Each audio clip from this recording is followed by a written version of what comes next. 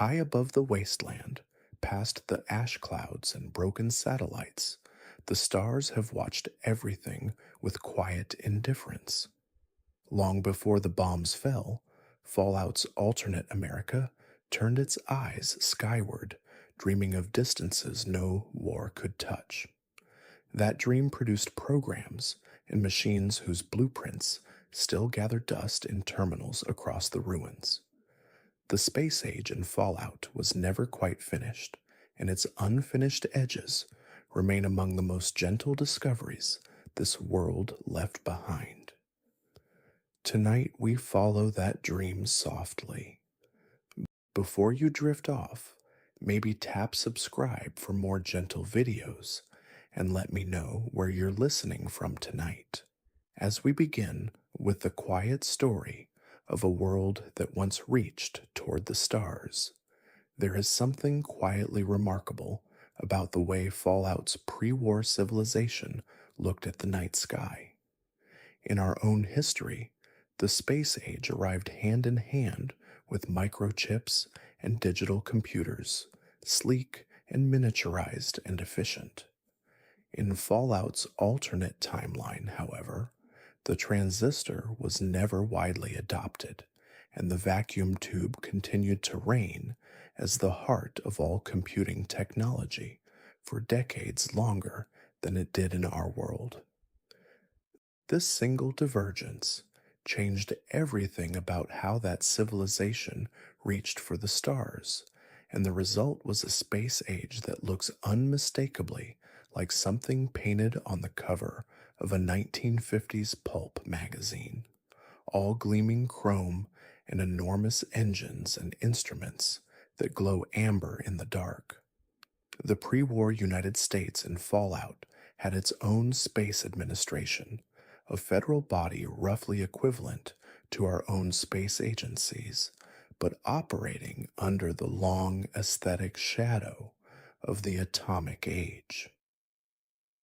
Their rockets were enormous, almost theatrical in their proportions, built around fusion and fission power systems that gave them extraordinary thrust, while their guidance computers, room-filling machines of spinning reels and blinking cathode tubes, handled navigation with considerably less precision than a modern pocket calculator could achieve. The power was undeniable, the elegance was questionable, but the ambition was absolute, and it drove engineers across the country to spend entire careers designing vehicles meant to slip past the upper atmosphere and into the silent dark. What makes this so fascinating to sit with quietly is that the space race in Fallout was not merely a scientific program. It was woven deeply into the culture of the pre-war world in a way that went far beyond the technical. Children grew up with space-themed toys and lunchboxes and breakfast cereals. Corporations built entire marketing identities around the romance of the stars. Vault Tech, Nuka-Cola, Robco, Poseidon Energy, all of them found ways to attach their names and products to the idea of cosmic exploration, because space meant progress, and progress meant profit. And in the pre-war world, those two things were always understood to mean exactly the same thing. The stars were a marketplace as much as they were a frontier, and the pre-war American understood both dimensions with equal comfort. The divergence from our timeline runs deep in ways that are easy to overlook. Because vacuum tube technology continued to advance rather than being replaced, the computers that guided pre-war spacecraft were physically enormous, but in some ways more robust than their digital counterparts would have been. They were harder to miniaturize but easier to repair with basic tools, which meant that the engineering culture around space travel emphasized redundancy and mechanical cleverness over algorithmic refinement. A pre-war rocket engineer would have been entirely at home under the hood of a 1950s automobile and equally at home reviewing the launch trajectory of an orbital vehicle because the underlying philosophy was the same. If you understand the machine, you can fix the machine, and if you can fix the machine, it will serve you faithfully. There is something gentle and a little melancholy about that worldview in the context of what eventually happened. The machines were built to last and built to be understood, and then the bombs fell and the machines outlasted everyone who understood them. Across the wasteland, pre-war technology still hums and blinks and waits, sometimes for centuries, doing exactly what it was told to do in the absence of anyone who remembers why it was told to do it. The space age left behind its own particular category of silent, patient, purposeful things, tracking dishes still rotating, orbital relays still transmitting, rockets still fueled, and waiting on launch pads that no human hand has touched in 200 years. Among the most significant pre-war aerospace companies in Fallout's history, ArcJet Systems occupied a unique position somewhere between the practical and the visionary. They were not the largest aerospace manufacturer in the pre-war United States, but they were among the most ambitious, and their ambitions took them into territory that most other companies never dared to approach. While competitors focused on atmospheric flight, on orbital delivery systems, on military contracts, and commercial applications, ArcJet turned its considerable engineering talent towards something much quieter and much stranger, the question of deep space communication. The facility that ArcJet Systems operated in what would become the Commonwealth of Massachusetts was a sprawling complex of testing chambers, assembly bays, and research laboratories, all centered around a single enormously important project known as the Deep Space Relay, or the DSR. The DSR was not a weapon, and not a transport vehicle, and not a satellite. It was, in the most straightforward terms, a listening post, or rather, a speaking post, a device built to project a signal outward into the galaxy with enough power and enough coherence that something, if something was out there listening, might eventually receive it and respond. The project was deeply speculative and was funded partly by the federal government and partly by private interest groups whose motivations were not always entirely clear from the archived records. What the ArcJet engineers built to power this transmission attempt was an engine of extraordinary capability. The XMB booster engine, as it was designated in internal documents, was designed to generate plasma output at levels that far exceeded anything required for atmospheric flight. The engine was essentially a controlled star in miniature, a fusion-powered thruster that produced heat and pressure sufficient to propel a very large object through the vacuum of space at considerable velocity. In practical terms, it was also capable of functioning as a weapon of terrifying effectiveness if one were to stand in front of it while it was running, which is a fact that the wasteland eventually proved in the most direct and pragmatic way that the wasteland generally proves things. The Deep Space Relay project itself was never completed before the Great War. The facility had the engine, it had the transmission array. What it lacked, in the final months before the bombs fell, was a power source stable enough to run the array at full capacity without risk of catastrophic failure. The engineers were close. The archived terminal entries suggest they were weeks, or perhaps months, from a workable solution. But the war arrived before the solution did, and the facility fell silent, along with everything else. The engine sat in its testing chamber for 200 years, still attached to its fuel systems, still technically functional, waiting for an operator who never came.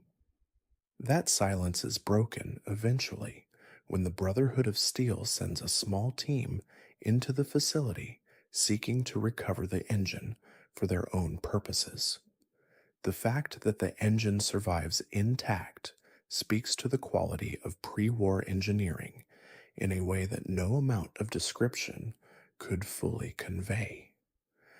A machine built to last, built to be understood, built to serve, and it does, across 2 centuries of abandonment, precisely what its builders intended it to do. There is something very Fallout about that. The people are gone, but the ambition remains, encoded in steel and wiring and careful engineering, waiting for someone to come and remind it of its purpose. The deeper question that the Deep Space Relay raises, and which the Fallout universe never quite answers directly, is whether the pre war civilization was transmitting into an empty universe or a populated one. Given what eventually appears above the atmosphere, and that story belongs to a later section of this quiet journey, the question carries considerably more weight than the engineers at ArcJet may have realized when they first powered up their equipment. Somewhere in the Mojave Desert, not far from the old city of Boulder, there sits a testing facility that once belonged to one of the pre war world's most recognizable aerospace companies. Repcon Aerospace was not the most prestigious firm in the industry, and it was not the largest, and its corporate history includes a number of financial difficulties and ownership changes that suggest it was always somewhat precarious as a business. But Repcon built rockets that worked, and in the pre war aerospace industry, a rocket that worked was the thing that mattered above all other considerations. The Repcon test site was used in the final decades before the Great War to develop and test a line of rockets intended for medium range orbital delivery.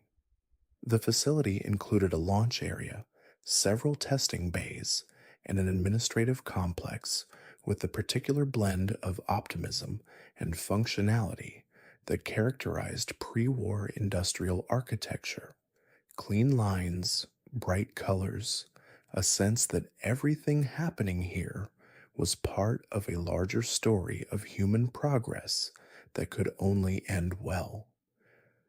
The rockets that came out of this facility were not elegant by anyone's measure, but they were reliable, which made them valuable to the military and to the civilian space program alike. After the Great War, the Repcon facility fell quiet for many decades.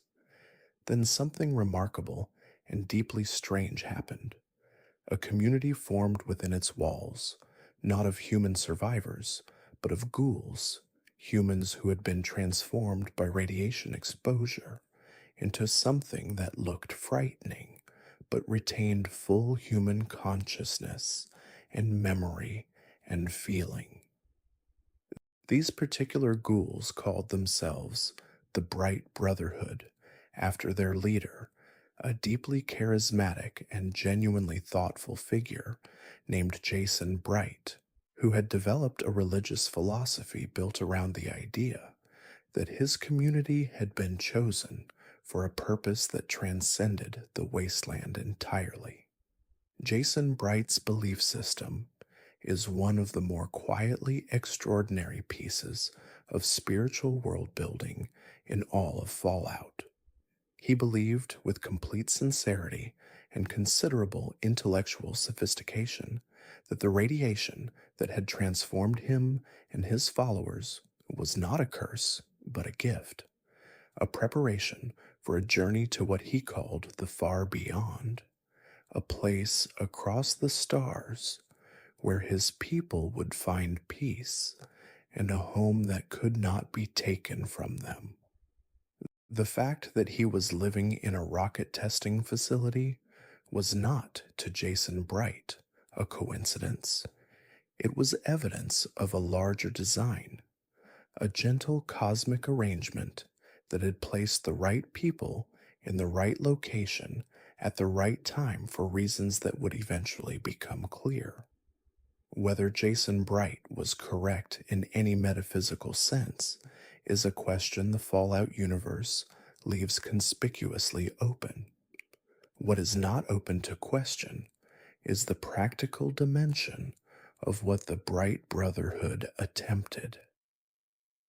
They spent years studying the REPCON facility, learning its systems, maintaining its rockets with whatever replacement parts and improvised materials they could find, and working toward an actual launch, an actual departure from the surface of the Earth, and a journey toward wherever the rockets could carry them. The level of technical competence this required from a community of irradiated wasteland survivors with no formal aerospace training is staggering to consider quietly. The rockets themselves were in genuinely functional condition beneath the damage of 2 centuries of abandonment, which again speaks to the quality of pre-war engineering in ways that are hard to overstate. REPCON built their vehicles to last, and last they did through the Great War and the long winter and the slow, painful rebuilding of what passed for civilization in the Mojave. When the courier eventually encounters the Bright Brotherhood, the rockets are close to ready, close enough that the question of whether to help or hinder the launch becomes one of the Mojave's more poignant decisions. There is something irreducibly moving about a group of beings that the wasteland has treated with consistent cruelty, choosing to respond by literally launching themselves off the planet. What happens after the launch is something the Fallout universe handles with characteristic restraint. The rockets disappear into the sky. The Bright Brotherhood are gone. Whether they found the far beyond or simply perished when their supplies ran out or their navigation failed is never confirmed, never resolved, left hanging in the desert air like the contrails of the engines themselves, visible for a moment, then absorbed into the blue, then gone entirely.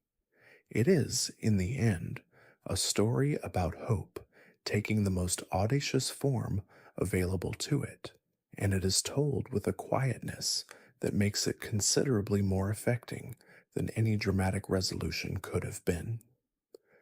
There is a place in the Mojave Desert where the pre-war United States hid one of its most impressive and quietly terrifying technological achievements behind the facade of a public utility project. Helios 1 was presented to the world as a solar energy facility, a vast array of heliostatic mirrors designed to capture sunlight and convert it into electrical power for the communities of the Nevada region. And it was, genuinely, a solar energy facility. The power it generated was real, and the infrastructure it fed was real, and the engineers who designed it were real engineers working on a real problem. But beneath the practical exterior of Helios 1 lay a second project, a classified military program that the public energy mission was designed to disguise, and that second project was called Archimedes. Archimedes was, in essence, an orbital weapons platform powered by the sun. The heliostatic mirrors at Helios 1 were not only capable of collecting solar energy for ground level use, they were also capable, when correctly aligned, of focusing an enormous concentration of reflected solar energy onto a satellite positioned above the facility in geosynchronous orbit. That satellite, Archimedes 1, received the collected energy and stored it, and from there it could be redirected through a targeting system down toward the surface in a concentrated beam of sufficient intensity to destroy almost anything it touched.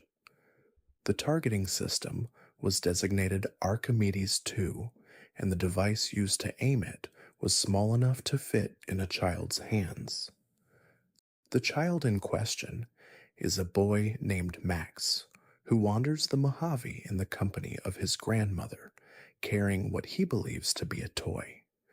The device is called Euclid's Sea Finder, and it looks, to the casual observer, exactly like the colorful plastic toy it was designed to resemble, a pointing device with a lens on one end and a trigger on the other, the kind of thing a child might use to indicate imaginary targets during an imaginary battle. In reality, it is a military targeting laser, and if it is brought to Helios 1 while the Archimedes system is active, it can direct an orbital energy strike with enough destructive power to leave a substantial crater in the desert floor. That a child carries this object around as a game, completely unaware of what it actually is, might be the most perfect summary of Fallout's relationship with pre-war technology that the series has ever produced. The Archimedes system raises a question that the Fallout universe sits with rather than answers. How many similar installations exist or existed across the pre-war landscape? Helios 1 is remarkable not because it is unique, but precisely because it represents a category of facility, a class of hidden military capability embedded within civilian infrastructure that the pre-war government clearly considered a viable strategic approach. The solar weapon was not a desperate improvisation, but a planned program, carefully engineered, carefully disguised, carefully maintained, right up until the moment when there was no one left to maintain anything. What the NCR and the Brotherhood of Steel and the various factions of the Mojave find at Helios 1, 200 years later, is a powerful system operating at a fraction of its designed capacity, misunderstood by nearly everyone who encounters it, and waiting for someone who understands it well enough to make a decision about its future. The fact that this decision can be made by a single wanderer carrying a targeting device found in the hands of a child is a piece of Fallout design philosophy made manifest. In this world, power is not held by institutions, but by individuals with sufficient knowledge, and knowledge is scattered through the ruins in the most unexpected containers imaginable. The Archimedes weapon fires once when fully activated, a single overwhelming discharge of collected orbital solar energy that strikes its designated target with a precision that the rest of the wasteland's technology can only dream of. After that single shot, it must recharge, a process that the archived documentation suggests will take several decades at minimum. One shot, decades of recharging. The weapon is almost perfectly emblematic of the wasteland itself, enormous in its capability, catastrophically limited in its sustainability, built for a world that no longer exists, doing its best in a world it was never designed for. In the ruins of pre-war San Francisco, or what was once San Francisco, there existed in the decades following the Great War a religious organization of singular strangeness and genuine fascination. The Hubologists, as they called themselves, were a group whose beliefs centered on the idea that the human mind was encumbered by what they termed neural inhibitors, psychic residue accumulated across multiple lifetimes that prevented true spiritual advancement. The process of clearing these inhibitors, which they called zoning, was the central sacrament of the Hubologist faith, and it was pursued with a dedication that ranged from sincere and peaceful to genuinely alarming depending on who was doing the pursuing. What made the Hubologists particularly remarkable in the context of Fallout's space lore was not their religious practices, but their destination. The ultimate goal of Hubologist theology was not enlightenment in any earthly sense. It was departure. The faith held that once a being had been sufficiently zoned, it was ready to ascend to the stars, literally, physically, in a spacecraft, and join a community of beings beyond the atmosphere who existed in a state of perfect spiritual clarity. This belief was not metaphorical. The Hubologists genuinely intended to launch a spaceship. The spacecraft they had acquired for this purpose was a pre-war shuttle, a remnant of the old space program that had been preserved, whether by luck or design, through the decades of devastation. The shuttle was functional in the sense that its structural integrity had held and its fuel systems were largely intact. What it lacked were certain critical components, specifically the power cells and navigational equipment necessary to make an actual launch survivable. The Hubologists spent years working toward acquiring these components because the departure of their community into the celestial realm was not a distant theological aspiration, but an imminent operational plan. The question of whether the Hubologists were sincere or simply confused is one that the Fallout universe treats with its characteristic even-handedness. Their leader, known as AHS-9, was by most accounts genuinely devoted to the principles of the faith, genuinely convinced that departure from Earth was both possible and spiritually necessary.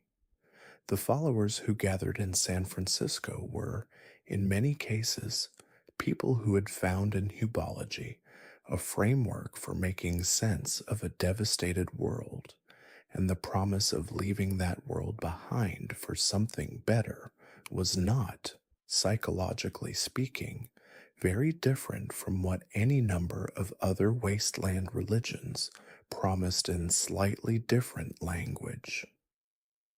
What is distinctively Fallout about the Hubologist story is its ending. When the shuttle is eventually launched, under circumstances that depend entirely on what choices a wanderer makes in the ruins of San Francisco, the Hubologists discover that belief, however sincere, does not substitute for proper launch protocols. The shuttle departs. It achieves altitude.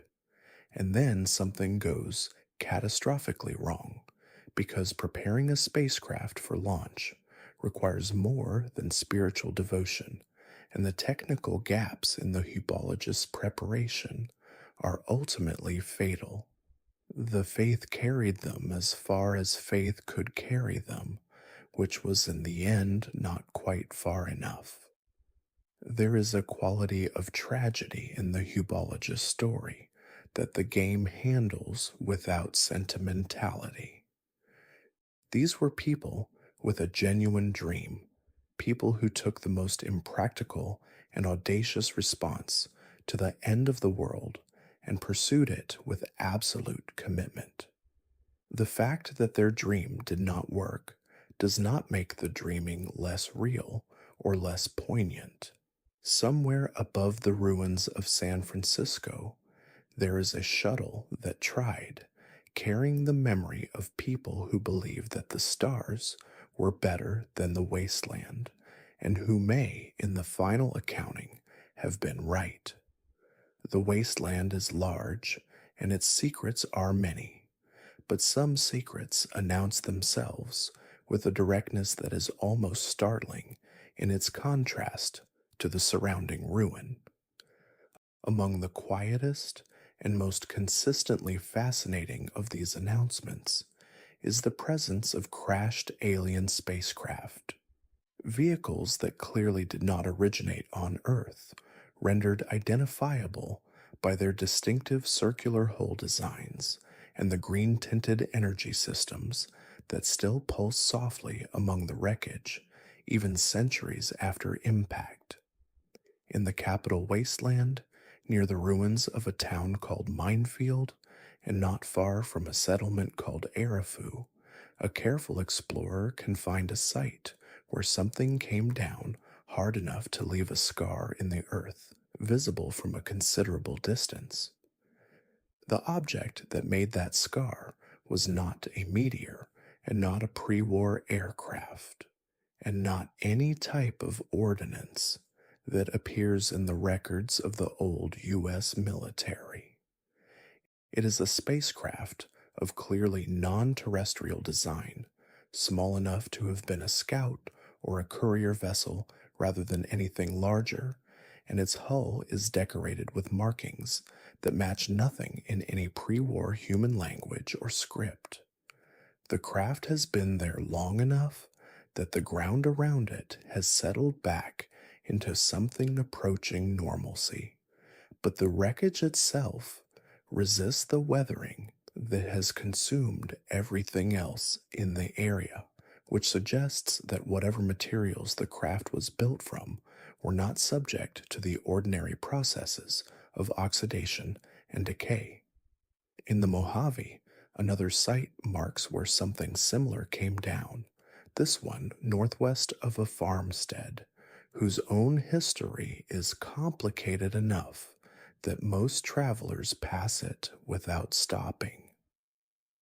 The Mojave crash site is slightly larger than its capital wasteland counterpart, and the distribution of the wreckage suggests the craft was moving faster when it hit and may have been damaged before impact rather than damaged by it, as though whatever brought it down had wounded it first, and the earth merely finished the process. Near the wreckage, the explorer willing to be patient will find the remains of whoever or whatever was aboard, and among those remains, a weapon that operates on principles that bear no relationship to any technology developed by human hands. Fallout 4 presents a crash site of particular delicacy and craft.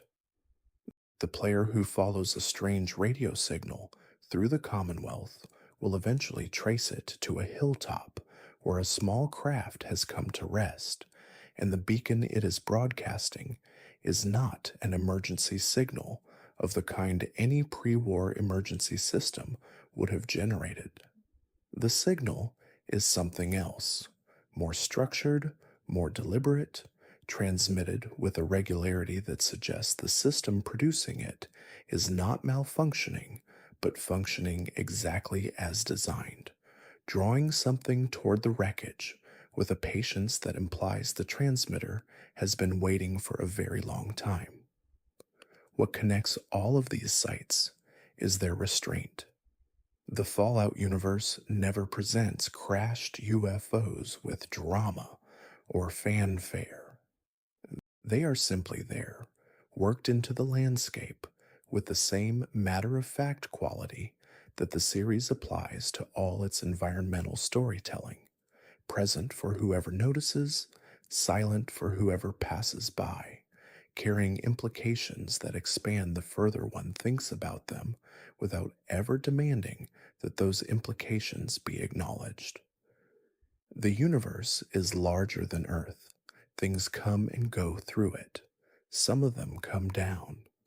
This is treated quietly and consistently as a fact about the world rather than an event in it. And that restraint is what makes the sights feel genuinely mysterious rather than merely dramatic. Above the atmosphere of the capital wasteland, invisible to anyone on the surface looking up, there hangs a spacecraft of a scale that dwarfs anything the pre war space program ever built or imagined building. Mothership Zeta is not a vessel designed for any purpose that human engineering has ever addressed. It is not a warship exactly, though it carries weapons. It is not a research facility exactly, though it conducts experiments. It is something older and stranger and more patient than either of those categories suggests.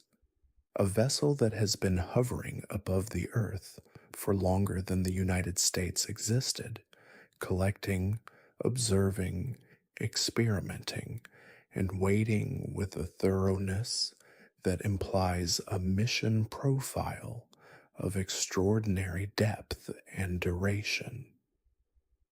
The scale of the ship becomes apparent slowly as one moves through it, and the experience of moving through it is deliberately disorienting in a way that speaks to how carefully its designers thought about the architecture of alienness.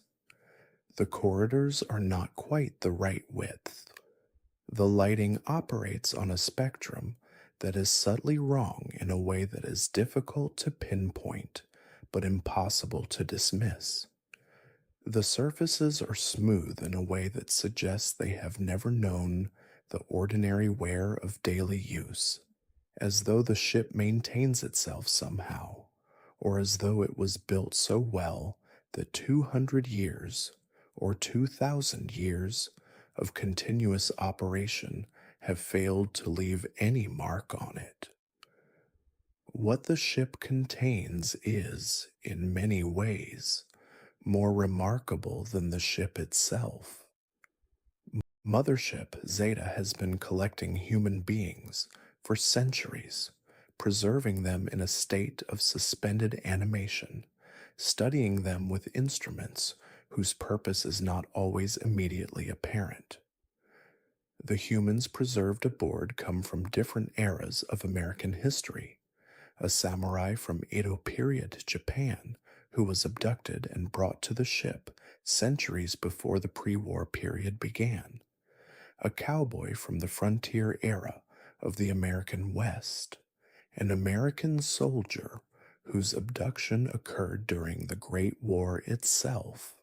And a young girl taken from her family in the final days before the bombs fell. Each of these individuals represents a data point in whatever study the ship's crew has been conducting, a longitudinal examination of humanity across time, measured in individual specimens gathered at intervals across the centuries. The samurai is named Toshiro Kago, and he has been in stasis so long that the world he came from is entirely unrecognizable to him. The cowboy is named Paulson, and he carries the same quiet toughness that the frontier demanded of everyone who survived it. The soldier is named Elliot Turkorian, a medic who was practicing his trade at the moment of his abduction, and who, when revived, immediately returns to that practice with a steadiness that speaks to what combat medicine trains into a person at a fundamental level. The girl is named Sally, and she has adapted to the ship with the particular resilience that children sometimes demonstrate in circumstances that would crush adults, not by denying the strangeness of her situation, but by incorporating it so completely that it simply becomes her normal. The aliens who operate Mothership Zeta are not interested in communication in any way that the humans aboard can access or replicate.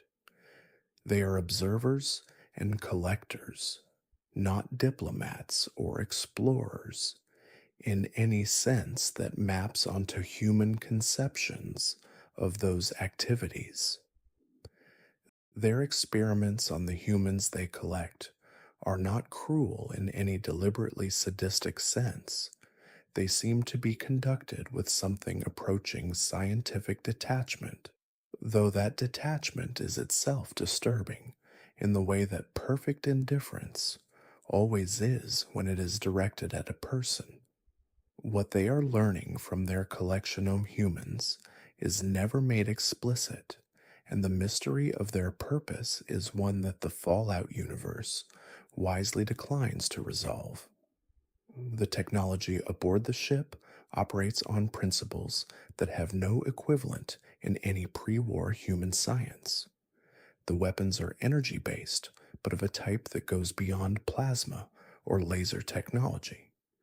The medical systems can heal injuries with a speed that borders on instantaneous. The propulsion systems are apparently capable of moving the ship from orbit to deep space without the enormous fuel expenditures that human rocket technology requires. In the inventory of alien items collected from the ship, the energy cells, the tools, the remnants of systems whose purpose can only be guessed at, there is a catalog of answers to questions that pre war Earth scientists had barely learned to formulate properly. The fact that this ship has been present above the Earth throughout the entirety of Fallout's history, before the bombs, during the Great War, and through 2 centuries of post war rebuilding, raises a question that the game poses without commentary. Were the aliens aware of the Great War? Did they observe the exchange of nuclear weapons that ended the pre war civilization? What did they make of it from their position above the atmosphere, watching the lights go on and off across a continent? The answer is not available, and perhaps that is appropriate. What the watchers thought of what they watched is not something the watched can know, and there is a particular humility in the Fallout universe's decision to leave it that way. There is a recurring object in the Fallout universe that appears with quiet consistency across the geography of the wasteland, discovered near crash sites, recovered from alien remains, occasionally found in the possession of pre war collectors who somehow obtained one in the decades before the Great War. It is a handgun of sorts, if the category of handgun can be stretched to accommodate something that fires bolts of energy capable of reducing a human being to a fine green mist. The alien blaster, as it has come to be known across the games, is perhaps the clearest evidence that something from beyond the solar system has been taking an interest in the Earth for a very long time. What is most remarkable about the alien blaster is not its destructive capability, considerable as that is, but its design. The weapon is small enough to be held comfortably in one hand and has the general shape of something a designer might have produced if asked to imagine what an alien weapon would look like, rounded where human weapons are angular, smooth where human weapons are textured, operating through mechanisms that contain no moving parts visible to the naked eye. The power cells that the weapon uses are incompatible with any pre war human ammunition system, which means that once the cells are expended, there is no replacing them from any human source. The weapon becomes, eventually, a beautiful and completely inert object, a relic whose usefulness has been consumed and whose remaining value is entirely in what it says about the universe beyond the Earth. The energy signature produced by the alien blaster's discharge is distinctive enough that a careful analyst could, in theory, identify a shot fired by this weapon as having come from a non human source, even if the weapon itself were never recovered. This has implications for certain events in Fallout's lore that are left deliberately ambiguous, moments of unexplained destruction whose circumstances could, if one were inclined toward a particular interpretation, suggest that the aliens have not always been content to merely observe from above. Whether this interpretation is correct or merely a pattern that a meaning hungry mind is imposing on random events is, like so many questions in the Fallout universe, left entirely to the individual doing the wondering. What the alien blaster tells us, quietly and without drama, is that the Fallout universe has always been larger than any single game's scope. It was always a universe in which the Earth was known to other civilizations, in which the boundary between the atmosphere and space was a threshold that non human intelligences crossed with apparent regularity, in which the conventional categories of the post war struggle, factions, ideologies, resources, were nested inside a much larger context that none of the struggling parties had any way to perceive. The wastelander who finds an alien blaster and uses it to survive another day in the Mojave or the Commonwealth is holding a piece of a story whose scope vastly exceeds anything either they or the game's narrative ever fully address, and that particular quality of vastness, glimpsed but not grasped, is one of the things that makes these moments so quietly resonant. Before the bombs fell, in the comfortable homes of suburban America, children played with a toy that captured the excitement of the space age in a form small enough to hold in both hands. Jangles the Moon Monkey was a stuffed toy in the shape of a chimpanzee wearing a miniature astronaut suit, complete with a helmet, a suit decorated with the insignia of the space program, and the cheerful, slightly wide eyed expression that all good toys of that era seemed to share as a design principle.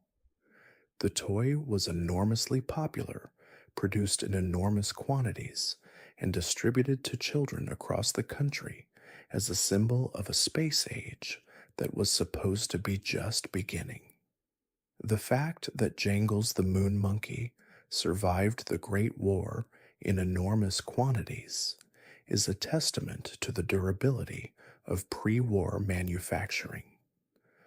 Across the Commonwealth and beyond, these small, plush astronauts can be found in remarkable preservation in children's bedrooms, in toy chests, in the backpacks of small skeletons, in school corridors, arranged on shelves in playrooms where the rest of the room has long since collapsed into ruin. The toy outlasted the children who played with it, outlasted the parents who gave it, outlasted the civilization that produced it. Jangles the Moon Monkey endures. The cultural history embedded in this single toy is worth sitting with for a moment. Jangles was not invented for the Fallout universe by its designers without precedent. The pre-war space program did use chimpanzees in early missions, as did our own, as a way of testing whether biological systems could survive the conditions of spaceflight before risking human lives. The Jangles toy was a domesticated version of that history, a way of translating the drama and significance of the space age into something a child could hold and name and carry to bed. The space program, through Jangles, became intimate and friendly and accessible, not a technical program conducted by engineers in distant facilities, but a story of a brave little monkey who went to the moon and came back safe. That the children of the pre war world grew up with jangles in their arms, and then many of them died in the bombs or in the decades of devastation that followed, is the kind of detail that the Fallout universe places in front of you without underscoring. The toy is simply there, in whatever room you find it in, carrying the full weight of what it represents without any additional narration.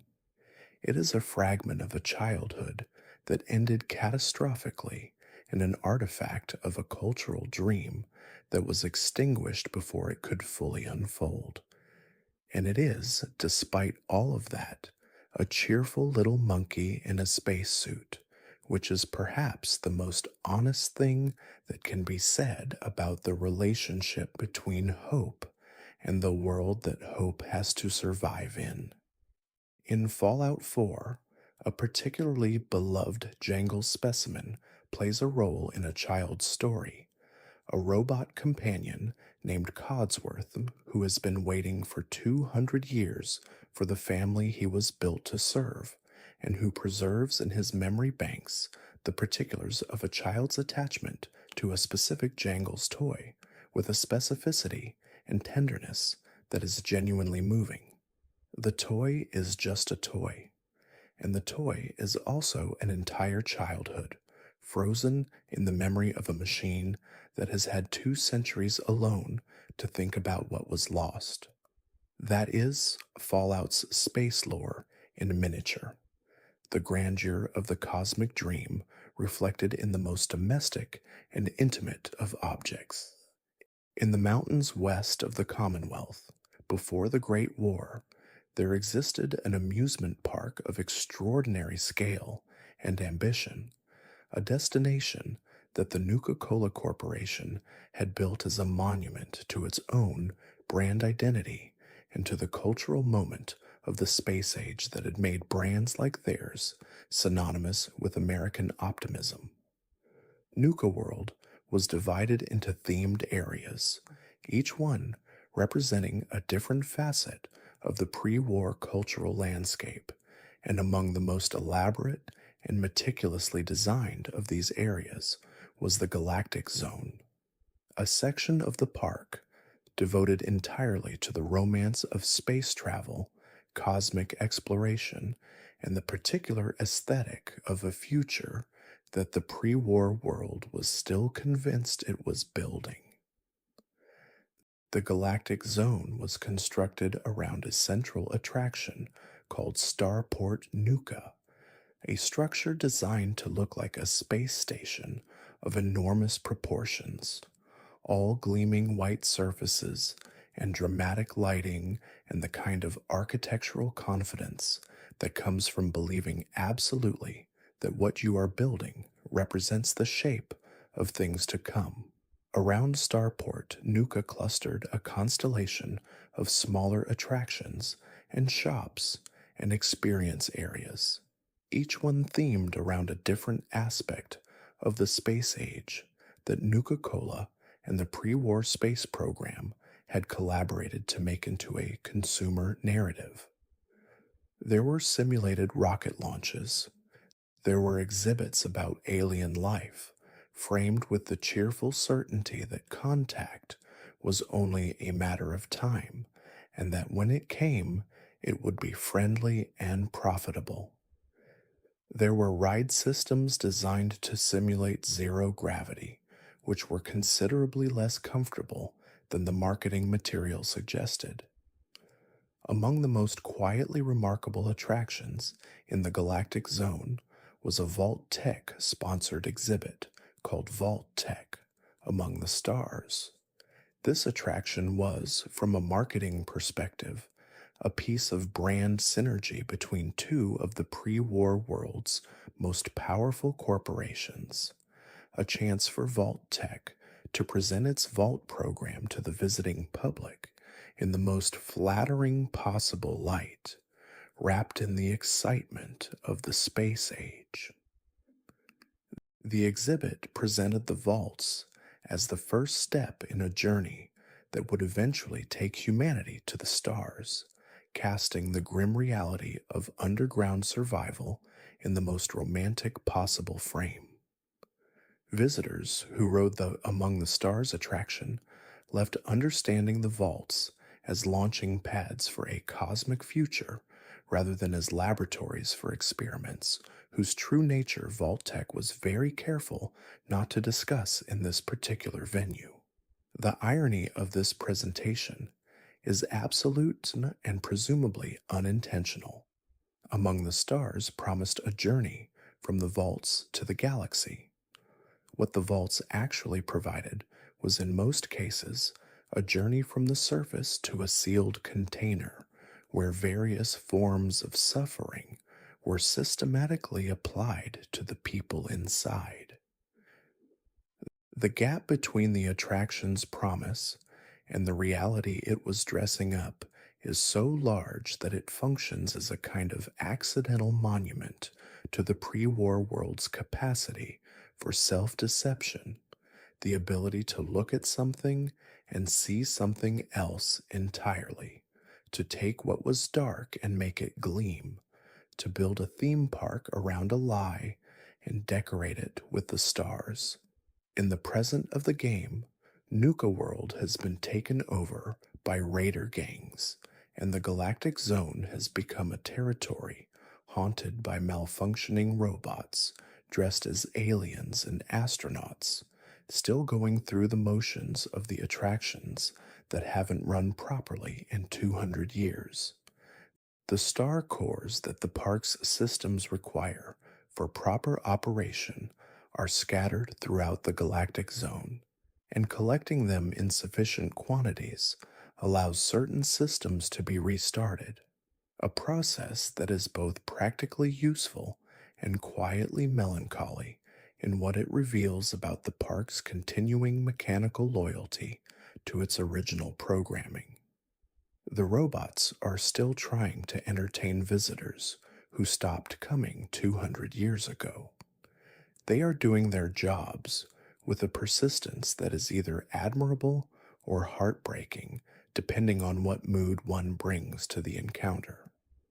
In the universe of Fallout, the moon bears the mark of human visitors. The alternate history of the pre war world included a space program capable of reaching Earth's natural satellite, and the Virgo 2 lunar lander was one of the vehicles through which that program achieved its most visible success. The lander sits in the historical record of Fallout's pre war civilization as evidence that whatever else the pre war United States failed at in its final decades, it succeeded in placing human beings on the moon with sufficient reliability that the mission was one of several rather than a singular, unique achievement. The Virgo 2 mission is referenced in various pieces of pre war media scattered throughout the games, advertisements, commemorative items, educational materials found in schools and libraries, and the consistency of these references suggests that the lunar program was a genuine point of national pride in the pre war culture, much as it was in our own history during the corresponding period. The differences lie in the details. The pre war space program operated with vacuum tube computers and analog guidance systems and fusion powered engines, which meant the engineering solutions to the problems of lunar travel were substantially different from those developed in our own history, even if the destination and the achievement were the same. What the moon represented in Fallout's cultural landscape was the same thing it represented in our own during the space age. Proof that ambition was not merely aspiration, but achievement, that the distance between here and there could be crossed by human ingenuity, applied patiently and carefully enough. For the pre-war citizens who grew up watching images of lunar landings on their cathode ray televisions, the moon was evidence of what the civilization they were part of was capable of, which made its light, when it appeared in the sky above their cities and towns, a somewhat different kind of light than it had been for previous generations. It was a light that now meant something specific. Humans had been there. Humans had stood in that reflected glow at its source and looked back at the Earth. After the Great War, the moon continues to appear in the Fallout universe as it always has, unchanged, unhurried, carrying on with its ancient schedule of phases without reference to what has happened on the planet below. The lunar landers that various programs placed on its surface are presumably still there because there is nothing on the moon to disturb them. In a universe where almost everything built by human hands on Earth was eventually destroyed or irradiated or consumed by 2 centuries of entropic decay, the things placed on the moon survive with a perfection that is slightly uncanny. The moon, in Fallout, is the most complete archive of the pre-war world, a museum whose collection is perfectly preserved and absolutely inaccessible, holding the marks of a civilization's greatest technical achievement in permanent silence. In the mountains of what was once West Virginia, there are facilities that represent perhaps the most direct expression of the pre-war military's relationship with space that survives into the post-war world. The nuclear missile silos scattered across Appalachia, designated Alpha, Bravo, and Charlie by the military command structure that built and operated them, are, in the most precise technical sense, orbital weapon systems. The missiles they contain are capable of following a trajectory that carries them above the atmosphere before bringing them back down on a target that can be located anywhere on the planet's surface. This is not quite the same as a permanently stationed orbital platform, but the distinction is one of degree rather than kind, and the silos represent a category of military technology whose fundamental premise is that the atmosphere is not a ceiling, but a medium, something to go through, not something to stop at. The command structures built around these silos in Appalachia were elaborate and carefully secured, designed to prevent unauthorized launch while maintaining the ability to respond to an authorized command with minimal delay. The automated systems that still operate within the silos 2 centuries after the Great War are among the most impressively preserved pieces of pre-war technology in the Fallout universe, functional, loyal to their programming, maintaining their readiness postures with a mechanical dedication that the human beings who installed those postures cannot any longer replicate. The silos are ready. They are waiting for authorization codes that must be gathered from scattered locations across Appalachia by whoever wishes to use the system, a process that the original architects designed as a security measure, but which now functions as something closer to a treasure hunt for survivors with apocalyptic ambitions. The question of what it means to possess the ability to launch a nuclear missile in the post-war world is one that Fallout 76 treats with considerable moral seriousness. Beneath its more accessible surface, the power to call down an orbital strike is available, in theory, to anyone who gathers the required materials and enters the required codes, which means it is power available to people who have no institutional legitimacy, no democratic mandate, no accountability to anyone who might survive the strike. It is the extreme logical conclusion of what happens when the structures that give power its justifications are removed, but the power itself remains. The silos do not ask whether the person entering the launch codes has the right to do so. They ask only whether the codes are correct. The orbital strike itself, when it falls on Fisher Prime in the event known as Scorched Earth, is one of the most spectacular demonstrations of pre-war military technology still functioning in the games. A nuclear warhead comes down from above the atmosphere and strikes a designated point with a precision that reflects the extraordinary engineering investment made in the guidance systems of these particular weapons. The explosion it produces is visible from an enormous distance and leaves a mark on the landscape that will presumably outlast everyone alive to observe it. It is a moment of tremendous destructive power, made somehow more affecting by the fact that the weapon was waiting patiently in its silo for 200 years for exactly this kind of purpose, and delivered exactly what it was built to deliver, exactly when asked, exactly where directed. The weapon worked.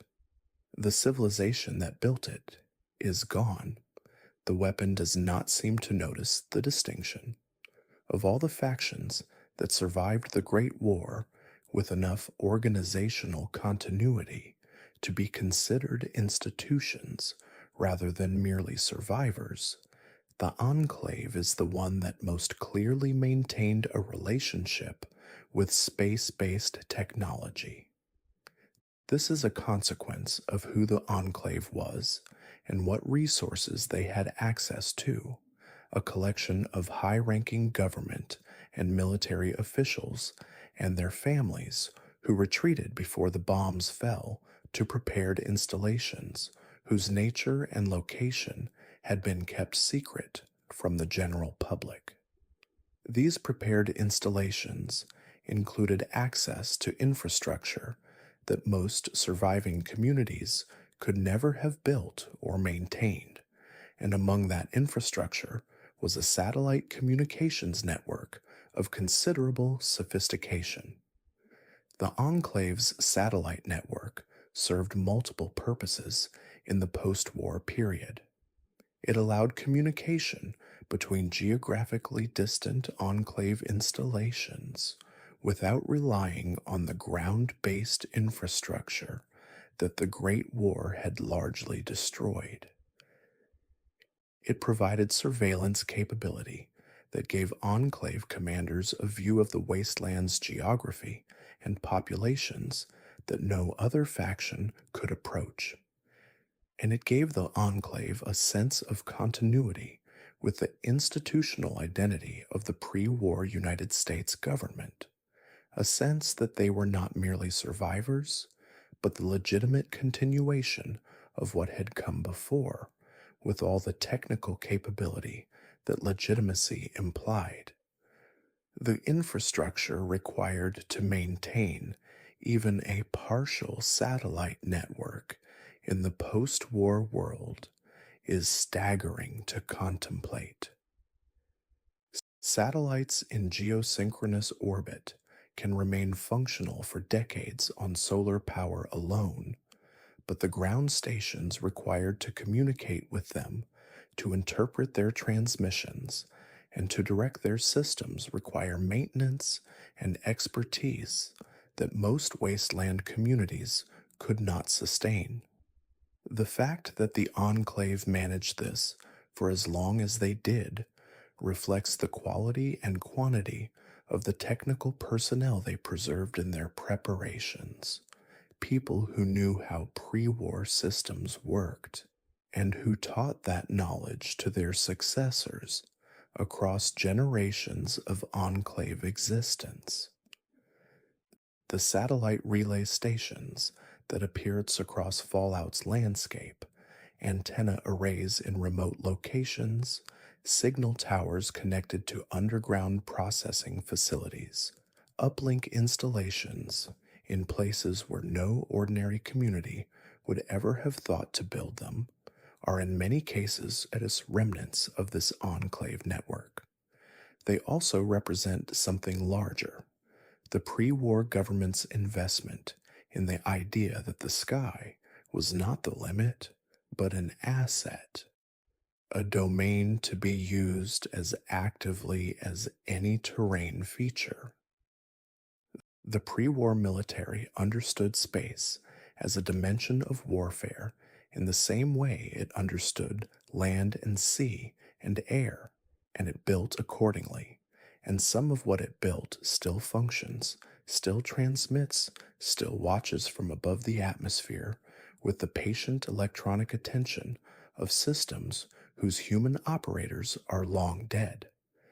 Among the artifacts of the pre war space age that persist into the wasteland, there is a category of objects that speaks particularly directly to the physical reality of space travel.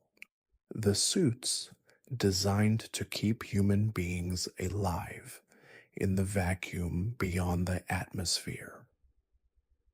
Spacesuits of various types can be found throughout the Fallout universe, ranging from full pressure suits with integrated helmet systems to lighter vacuum sealed garments designed for short duration extravehicular activities. They are found in space agency facilities, in the collections of pre war enthusiasts, in the storage lockers of facilities that had reason to keep them on hand, and occasionally in locations that are difficult to explain by any conventional logic. The construction of a pre war spacesuit in Fallout's alternate technology timeline is a particular point of quiet interest. Because the pre war world's technology was based on vacuum tubes and mechanical systems rather than digital electronics, the systems integrated into a spacesuit were more mechanical in nature than their real world equivalents. Life support systems were driven by pumps and valves that a careful technician could service with hand tools. Pressure monitoring was done with analog gauges rather than digital sensors. Communication systems were radio based, using the same tube driven technology as every other communication system in the pre war world. This made the suits more robust in some respects and more fragile in others, less susceptible to electronic failure, but more dependent on mechanical components that could degrade and wear in ways that electronics do not. The Nuka World Galactic Zone preserves several examples of pre war spacesuits in remarkably good condition, which is a testament to how carefully the park's environmental systems maintained their exhibits.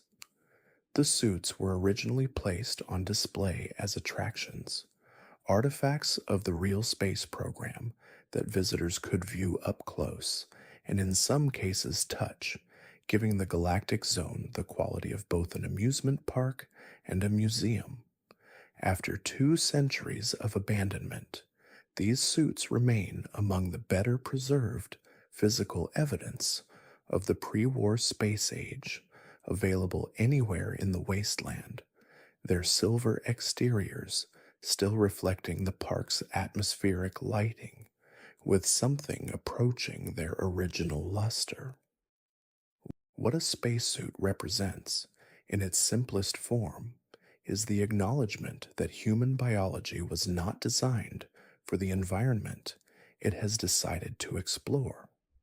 The suit is an admission of vulnerability, a concession to the reality that the space the pre war world was so excited about was actually lethal to human beings in its natural state, requiring an elaborate technical intervention just to allow a human body to be present without immediate fatal consequence. There is something quietly humbling about that, and the Fallout universe seems aware of it. The spacesuits in the wasteland are not triumphant artifacts, they are protective ones. They speak of a civilization that went somewhere it had no business being and built extraordinary things just to make the visit survivable. The Great War was the culmination of a conflict that had been intensifying for decades between the United States and China, a conflict over resources, principally oil, but also over the fundamental shape of the coming century. Both nations understood that the country which controlled the most capable military technology would be positioned to set the terms of the world that emerged from the standoff, and both nations invested accordingly in every technological domain they could access. The competition extended to space, where both countries pursued programs whose military dimensions were at least as significant as their scientific ones. Chinese orbital technology in the Fallout universe is mentioned in scattered pieces of pre war documentation without ever being described in detail, which gives the subject a quality of implication and inference rather than direct knowledge. What can be assembled from these fragments is that China maintained at least a modest orbital presence in the period leading up to the Great War, satellites for communication and surveillance, possibly experimental platforms for weapon systems of various types, and almost certainly the ability to monitor U.S. orbital assets with enough precision to maintain something approaching strategic parity. The stealth technology that China developed manifested most clearly in the Chinese stealth suit found in various Fallout games, has properties that suggest a sophisticated understanding of material science and electromagnetic concealment that would have been applicable to orbital systems as well as ground based ones. A stealth satellite, a platform designed to be difficult or impossible to track using pre war detection systems, would have been an enormously valuable military asset, and the fact that the Chinese stealth suit exists as a concrete artifact suggests that the research programs that produced it were well advanced enough to have produced results in multiple domains. What happened to Chinese orbital assets at the moment of the Great War is, like so much else from that period, not directly accessible in the historical record available through the games. The reasonable inference is that orbital platforms without active maintenance would have experienced orbital decay over the 2 centuries following the war and would have returned to the atmosphere, burning up on re entry in a cascade of small shooting stars, visible only to the most attentive of observers, and generating a series of small metallic impact sites that no one was in a position to study or document. The Chinese space program, like so many other things, returned to Earth and was absorbed into the ruin without leaving any clear record of what it had been. There is, in the Commonwealth of Fallout 4, a story that occupies a peculiar position in the relationship between the wasteland and the concept of flight. Not quite space travel, not quite conventional aviation, but something in the gap between them that is entirely characteristic of how the Fallout universe approaches its more eccentric possibilities. The USS Constitution is a pre war naval vessel, a reproduction of a historical ship, in fact, that has been retrofitted by the Protectron robots still faithfully serving aboard it, with rocket boosters taken from various pre war aerospace sources. The robots of the USS Constitution are operating under programming that was designed for a very different situation. They understand their mission as maritime in nature. The ship must complete its voyage to England as per the orders that were coded into their operation at some point in the pre war period. The fact that the ship is landlocked, elevated on the roof of a ruined urban building, and surrounded by a wasteland rather than an ocean presents no conceptual obstacle to Protectrons programmed to sail rather than to assess the feasibility of sailing. The ship must go, therefore, the ship will go. The rockets are one proposed solution to the problem of getting it there. What the Constitution's crew has assembled with the particular kind of mechanical ingenuity that pre war robots demonstrate when given decades to work on a problem is a jury rigged aerospace system of doubtful reliability but genuine ambition. The rockets are not designed to propel a historical naval reproduction across the Atlantic Ocean. They were designed for entirely different applications in entirely different contexts. But rockets are rockets, and the Protectrons of the Constitution have read enough pre war documentation about their application to believe, with the unshakable confidence that only a machine optimized for a specific task can maintain, that their plan will work. Whether it does work, and what happens if it does, is something that depends on how a traveler chooses to interact with the ship's crew. The Constitution's story is simultaneously a comedy of misapplied engineering, a tribute to the stubbornness of programming in the face of reality, and a quietly moving meditation on what happens when the beings responsible for maintaining a mission outlast everyone who understood what the mission was actually for. The robots of the Constitution are doing their jobs. Their jobs no longer make sense in any context that currently exists. They are doing them anyway, with full commitment, because that is what they were built to do. In the Fallout universe, this quality is treated as simultaneously absurd and admirable, which is probably the correct response to it.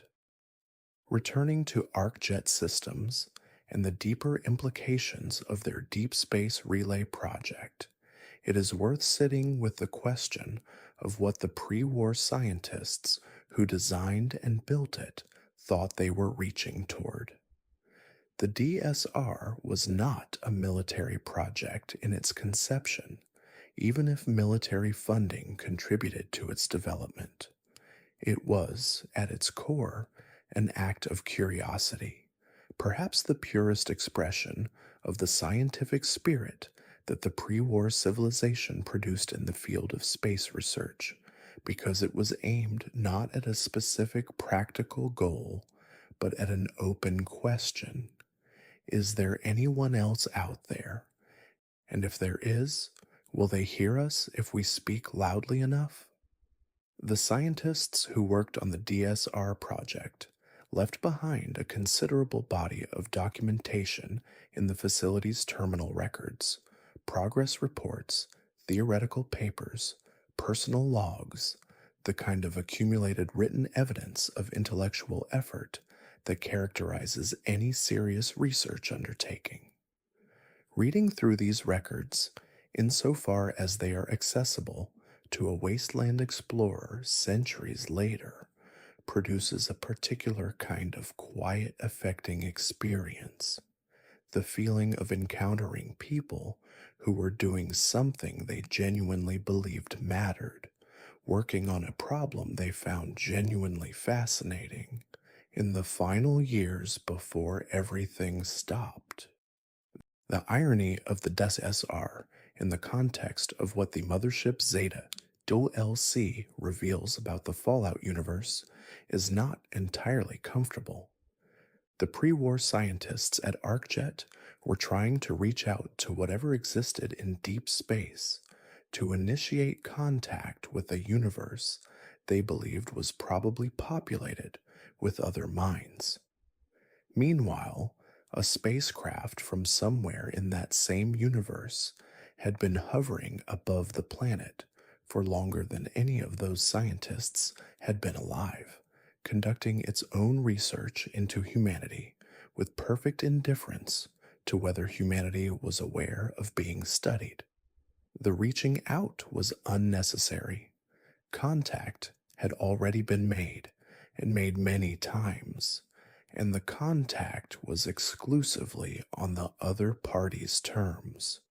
What would the ArcJet scientists have thought had they known? The question is unanswerable, but worth posing, because it illuminates something about the nature of the pre war civilization's relationship with the universe it was trying to enter.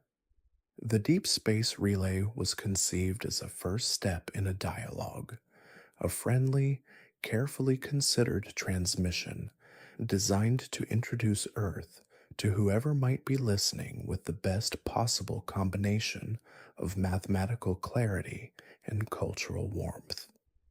The assumption built into the project was that contact, when it came, would be something that both parties chose and participated in equally. That assumption, like so many assumptions of the pre war world, was not quite right. The story of Jason Bright and the Bright Brotherhood deserves a second, quieter look, not at the practical mechanics of their rocket launch, which were covered in the sections about RepCon, but at the emotional and philosophical texture of what they were doing and why. Because the Bright Brotherhood's plan to leave Earth is not merely an eccentric plot device or a piece of spectacular quest design. It is a meditation on what it means to be unwanted in the world you were born into, and what alternatives are available when the world makes its unwelcomeness sufficiently clear. Ghouls in the Fallout universe occupy a position of consistent discrimination. They are visibly different from unaffected humans in ways that immediately register as threatening or repulsive to many people in the wasteland, regardless of whether the individual ghoul in question has any intention of causing harm. The distinction between feral ghouls, who have lost their capacity for reason and operate on aggressive instinct, and fully conscious ghouls who retain complete human intellectual and emotional function, is a distinction that much of the wasteland population either does not understand or chooses not to apply. The result is that conscious ghouls frequently live in conditions of social exclusion that range from mild to severe, and that the history of their interactions with unaffected human communities is frequently one of rejection. Jason Bright's response to this situation was not anger, at least not primarily. It was theology. He constructed, from the materials available to his mind and his community's experience, a belief system that took the fact of their rejection and reframed it as preparation. They had been changed by radiation. They had been driven from human communities. They had found themselves in a rocket testing facility. These were not misfortunes. They were stages in a journey. The rejection was not the end of their story, but a necessary step toward the beginning of a better one. This is, in its deepest structure, an ancient human theological move, the conversion of suffering into meaning, applied to a situation that would have seemed incomprehensible to any theology that preceded the atomic age. What is moving about the Bright Brotherhood is not that their theology was true in any verifiable sense, but that it worked. It gave a community of beings who had every reason for despair a sense of direction and purpose and shared identity powerful enough to sustain years of patient, unglamorous, technically demanding preparation. They studied, they worked, they maintained, they believed, and when the time came, they launched, which is more than most of the people who ever doubted them or feared them or drove them away were ever able to say about their own dreams. The rockets go up. The Brotherhood goes with them. Whatever happens next, they chose the stars over the wasteland, and in a universe whose dominant tone is the slow, heavy weight of things that have been destroyed and cannot be rebuilt, that choice carries a lightness that is hard to account for and harder still to dismiss. The pre-war world's relationship with the space age went far deeper than rockets and research programs and military satellites. It permeated the aesthetic language of the civilization at every level, from the design of its most monumental public buildings to the shape of the everyday objects on its kitchen tables.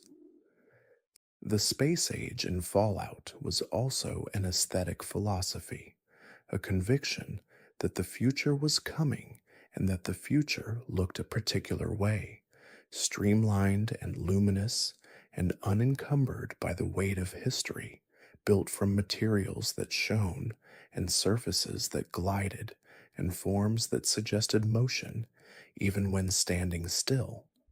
The architecture of the pre-war world in Fallout reflects this conviction throughout. Government buildings have the confident, elevated geometry of structures designed to be impressive from a distance and to suggest, through their very shape, that what happens inside them is part of a larger project of human advancement.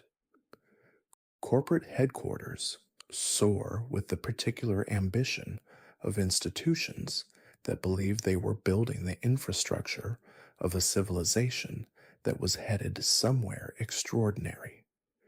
Even ordinary suburban homes, the kind scattered throughout sanctuary hills and neighborhoods like it, carry in their mid-century design language the assumption that the future was going to be good, that technology was going to deliver on its promises, that the trajectory was upward. This aesthetic was also a form of propaganda, in the most literal sense. It propagated a particular set of beliefs about the pre-war world and its direction. The sleek lines of an ArcJet Systems building said, to everyone who walked past it, that science was going somewhere worth going. The bright colors of the galactic zone said that space was exciting and friendly and commercially available. The Jangles the Moon Monkey toy said that even the smallest member of the family was part of the adventure.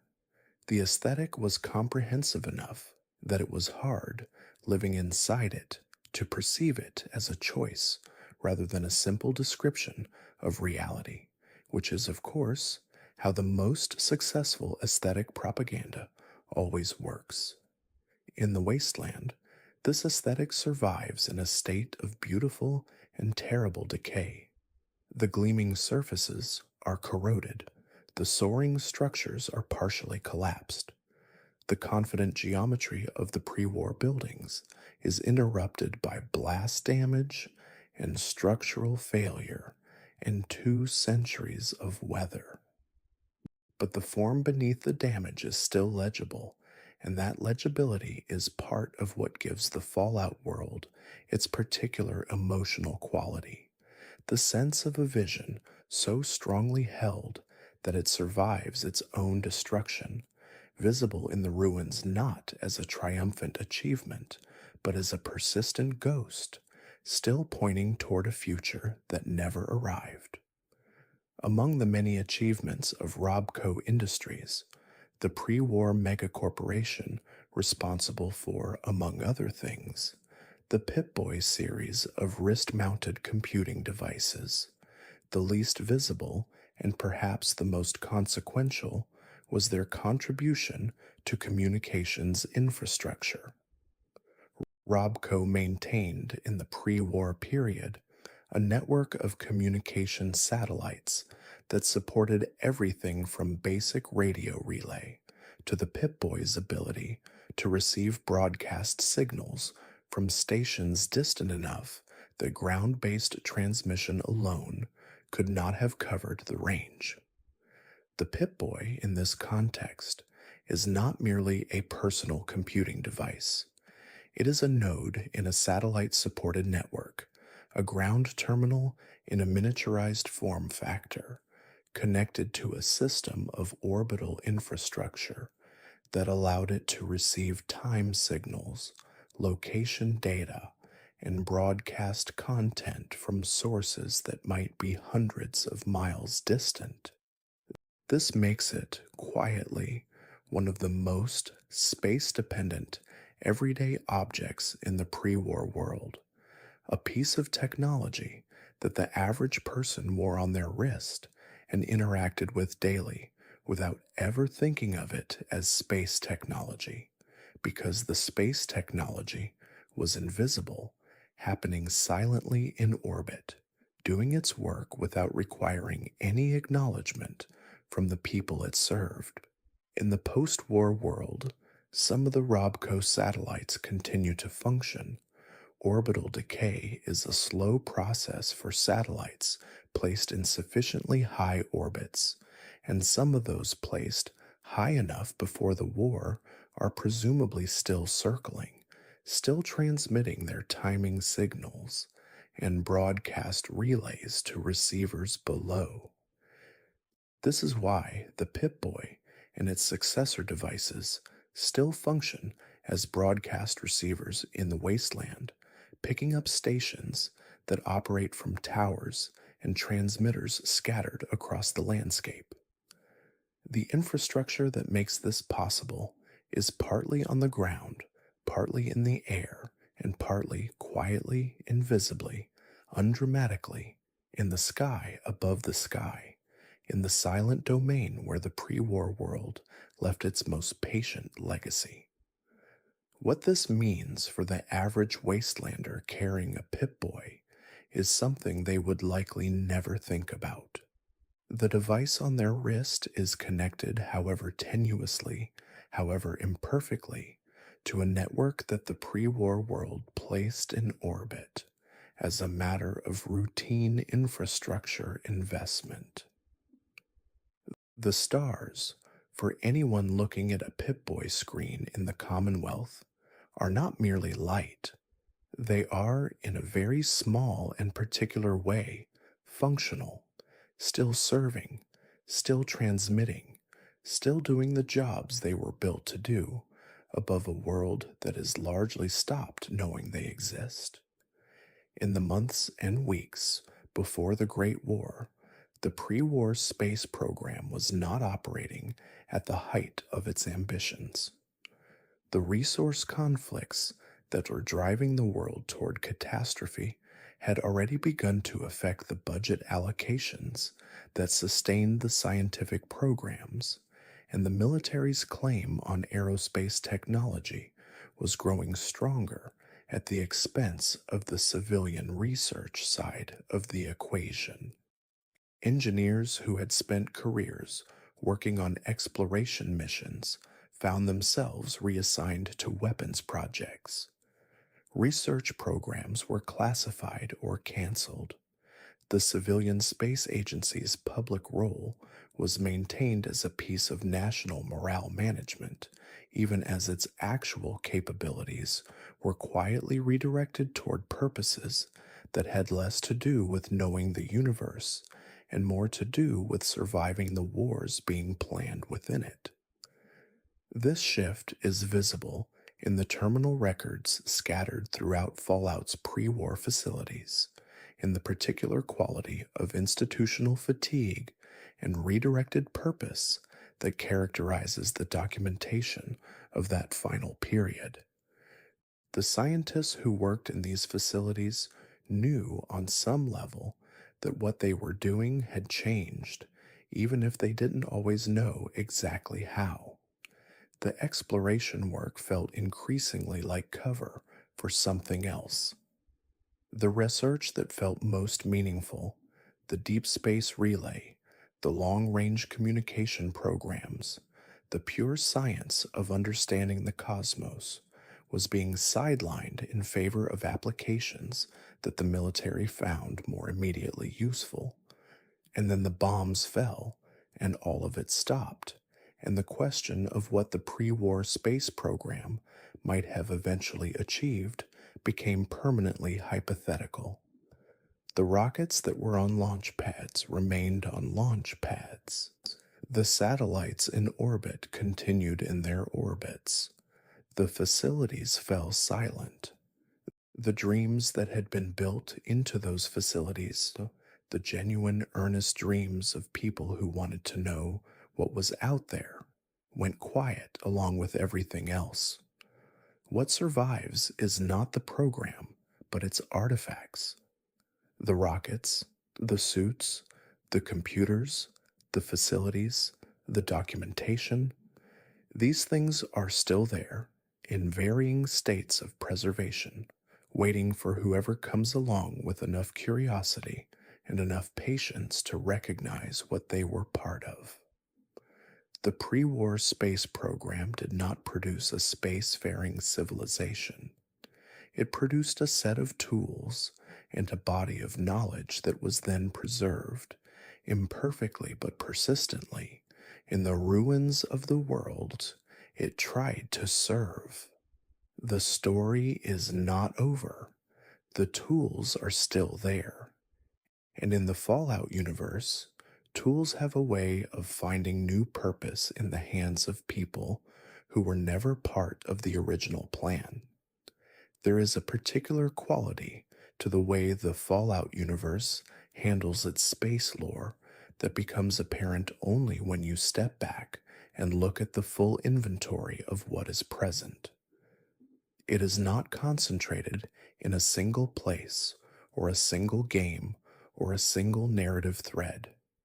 It is distributed throughout the wasteland in the same way that radiation is distributed, invisibly, unevenly, in higher concentrations in some places than others, but essentially everywhere, part of the ambient texture of the world rather than a feature that stands out and demands attention. The crashed UFOs in 3 different games, the alien abduction in a 4th, the orbital weapons platform in New Vegas, the rocket ghouls of Repcon, the space cult in San Francisco, the deep space transmitter at ArcJet, the theme park in the mountains, the lunar lander reference, the satellite network, the Jangles toys, the spacesuits, the alien blaster, the orbital missiles in Appalachia, the Archimedes solar weapon. Each of these things is present in its own game, in its own context, connected to its own story. Each of them, taken individually, is interesting and well realized. Together, they constitute something considerably larger than any individual piece would suggest. A picture of a world that had a complicated, multi-layered, unresolved relationship with space, with the cosmos, with the question of what was out there and what it meant for what was down here. The relationship was never resolved because the Great War interrupted it. The questions that the pre war civilization was asking about space were left hanging in the air at the moment of impact, along with all the other questions that civilization had accumulated and never gotten around to answering. But the questions are still there, embedded in the artifacts and the facilities and the cultural remnants that the wasteland preserves. And they are still being asked in their quiet way by every wanderer who follows a strange radio signal to a hilltop or finds a toy monkey in an astronaut suit in a ruined bedroom or steps into the shadow of a ruined rocket on a pad that has been waiting for 200 years to be used. The stars don't answer, but the wasteland keeps asking. In the end, what the space lore of Fallout tells us about the universe it inhabits is something gentle and a little persistent. The pre war world reached toward the stars with a combination of scientific ambition and corporate opportunism and genuine wonder that is entirely characteristic of the civilization as a whole. The best and the worst of it intertwined so thoroughly that separating them is impossible. The rockets were built for exploration and for warfare. The theme parks were built for wonder and for profit. The religious communities that formed around the idea of space were built from sincere belief and from the very human need to make meaning out of circumstances that otherwise resist it. None of this was resolved. All of it was interrupted.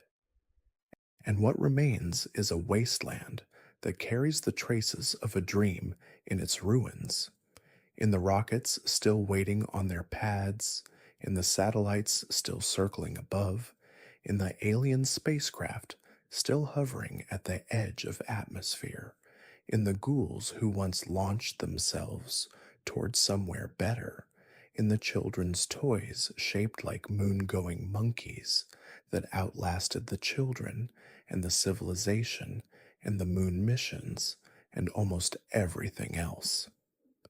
There is a particular tenderness in Fallout's space lore that distinguishes it from the rest of the wasteland's often grim and weighted storytelling.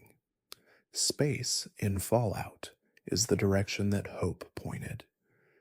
It was where the pre-war world believed the future lived, and where various post-war communities, the hubologists, the Bright Brotherhood, the scientists at ArcJet, continued to look when the surface world offered nothing but ruin.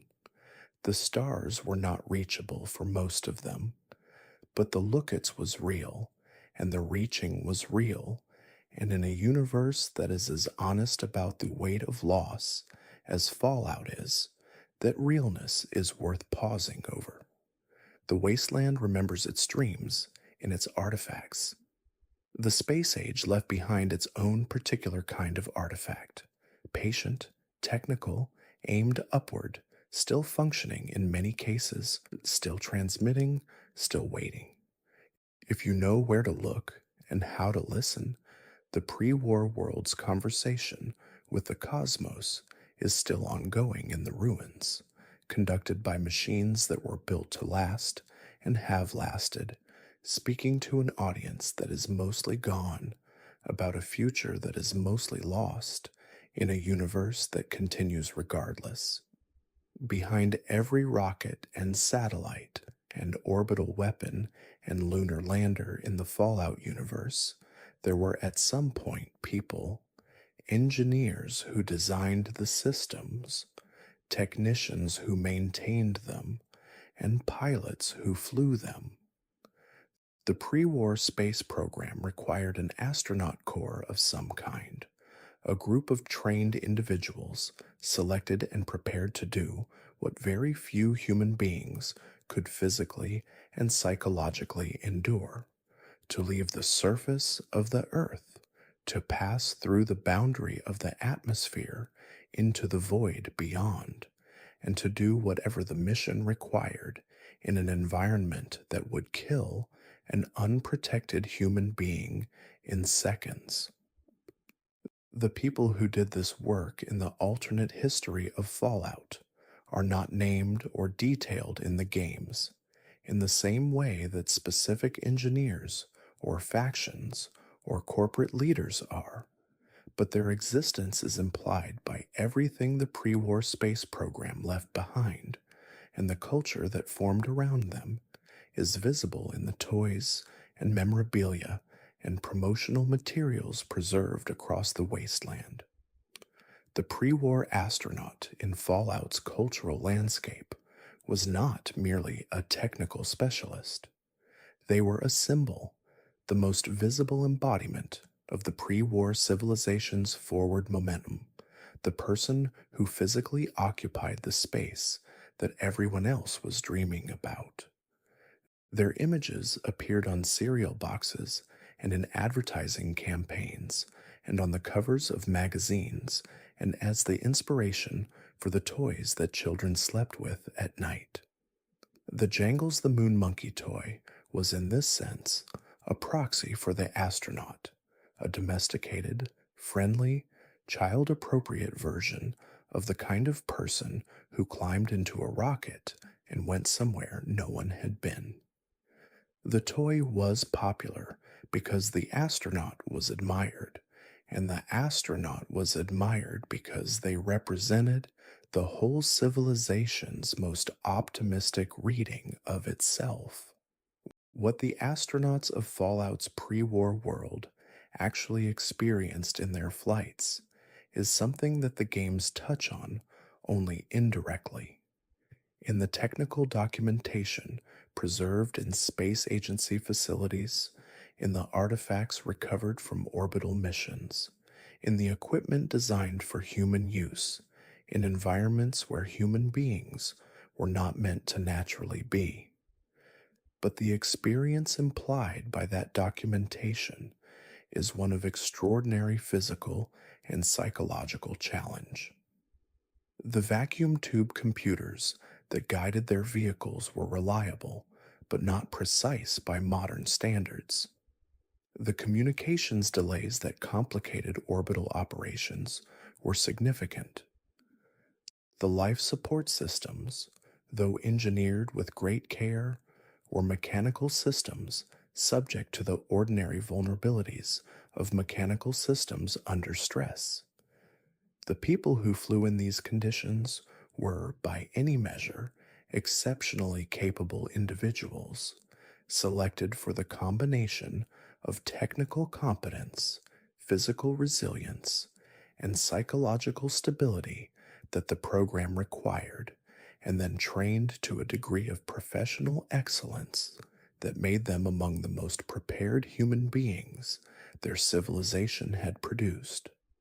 And then the world that selected them and trained them and celebrated them ended, and they became, like so many other things from that world, part of the historical record that the wasteland preserves imperfectly and reads with incomplete understanding. Their legacy is in the equipment they used, the facilities they trained in, the cultural products that formed around their image, and in the persistent human tendency, visible throughout the post war world, to look up at the sky and wonder what is possible. In the mountains and forests of Appalachia, the landscape that would once have been West Virginia holds its own quiet relationship with the space age. The pre-war space program touched Appalachia primarily through the industrial and military infrastructure that the region supported, the missile silos already discussed, the communication facilities connected to the White Spring bunker, and various smaller installations whose connection to orbital and aerospace programs is evident from their technical specifications even if their precise purpose was never recorded in any documentation that survives intact. Among the most visually striking remnants of the space age in Appalachia is the Lone Star rocket, a vehicle that tells its own particular story about the intersection of corporate ambition and aerospace aspiration in the pre war worlds. The rocket is a physical artifact of considerable size, preserved in a state that suggests it was never launched, never fueled, never counted down, never sent on whatever mission it was built for. It sits in the landscape of Appalachia as a monument to a plan that was interrupted, whether by the Great War or by some earlier failure of circumstances. The engineering that went into it is evident from its construction. A vehicle built with the same mix of ambition and practical robustness that characterized pre-war aerospace manufacturing throughout the country. Appalachia's relationship with the space age also includes the more atmospheric and less concrete presence of a program that was clearly ongoing in the region at the time the bombs fell. The satellite uplink facilities that dot the Appalachian landscape, some of them still functional, still receiving and transmitting signals, still going through their operational cycles with the patience of systems whose operators were not expected to be gone this long, represent the ground-based half of an orbital network that was still in active use at the moment of the Great War. The signals that these facilities continue to process 200 years later are signals that were last sent by systems whose human operators are long dead, processed by receivers whose maintenance schedules have long since lapsed into the realm of the purely theoretical. There is something quietly extraordinary about the Appalachian landscape in this respect. The combination of the extraordinary natural beauty of the mountains and forests with the rusting remnants of orbital infrastructure, the wildlife that has reclaimed abandoned launch pads, the trees that have grown through the concrete of tracking station foundations. The natural world and the space age are not enemies in the Fallout universe, or at least not entirely. They are neighbors, sharing territory that the human civilization that created the space age is no longer around to adjudicate between them, finding their own equilibrium in the absence of anyone with a strong preference about the outcome. It is not possible to fully understand Fallout's space lore without understanding the relationship between the atomic age and the space age in the pre-war world's cultural imagination. In the alternate timeline of Fallout, these two things were not separate developments, but facets of a single, unified conviction, the belief that energy, applied intelligently and fearlessly, could do anything that human ambition required of it. The same intellectual and engineering culture that split the atom and built the bomb also looked at that same technology and said, if we can release this much energy from this small a quantity of matter, we can reach the stars. The bomb and the rocket were siblings, in this sense, born from the same parent in sight, pointed in very different directions.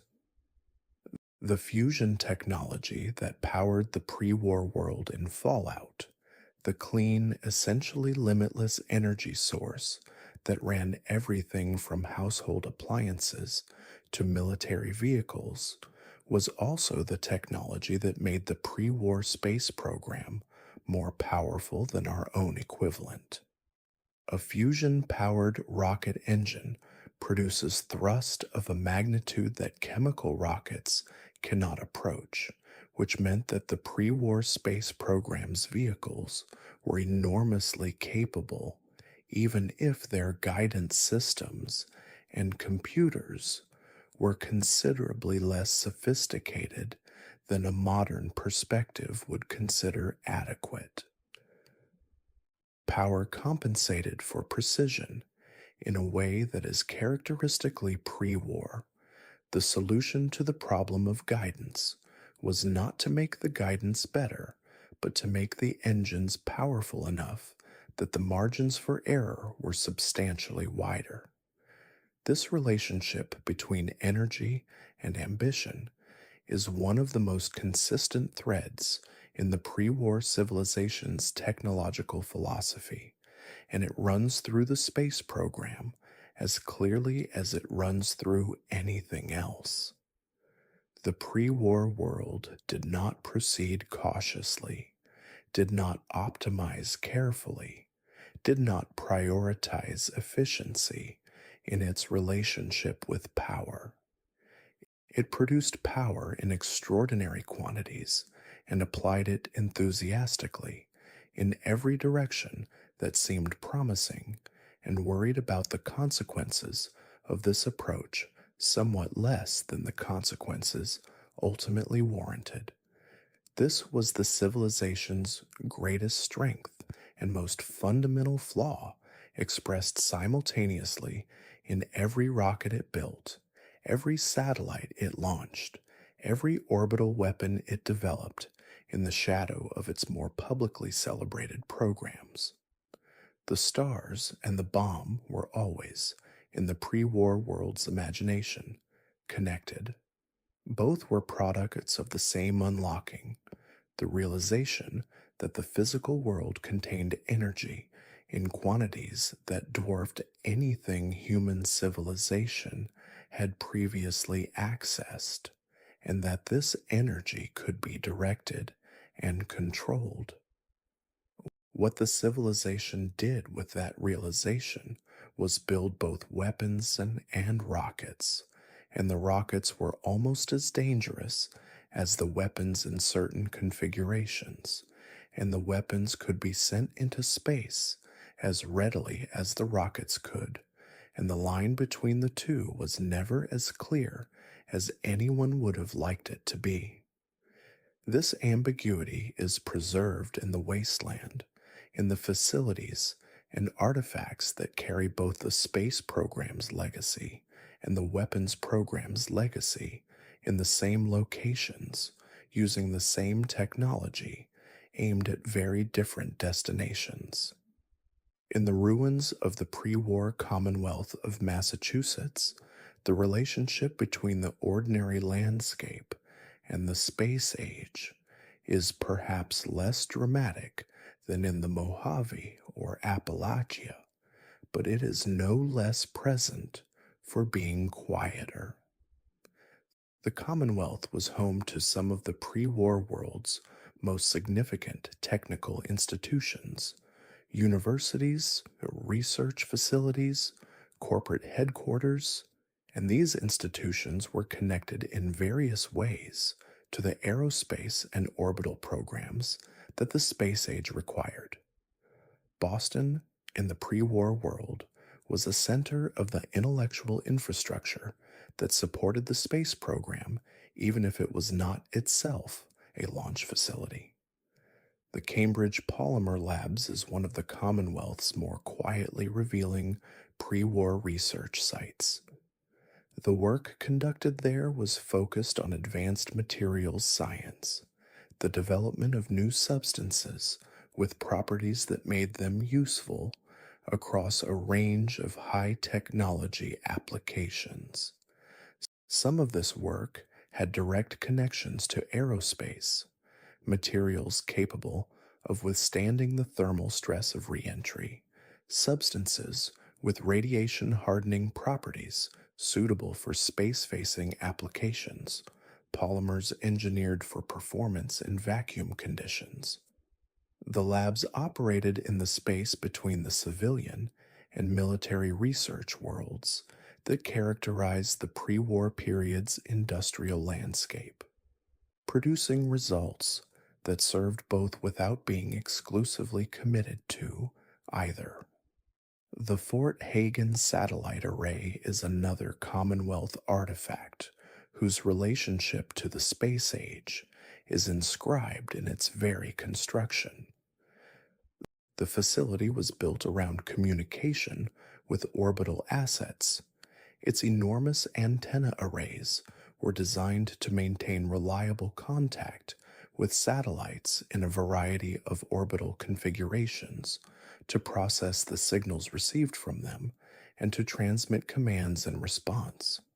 In the post war period, the facility still operates in some of its functions, still rotating its dishes, still processing whatever signals its automated systems recognize as worthy of attention. What those signals are and from where they originate is a question that the facility's operational parameters were not designed to make transparent to casual observers.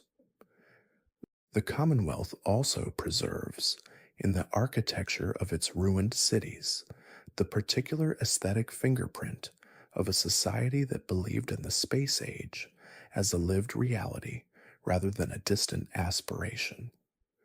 The buildings of Boston were built during a period when the moon had been reached and the next steps were being actively debated, and the confidence of that moment is embedded in their design, in the scale they attempted, in the materials they used, in the way they engaged with light and height and the sky.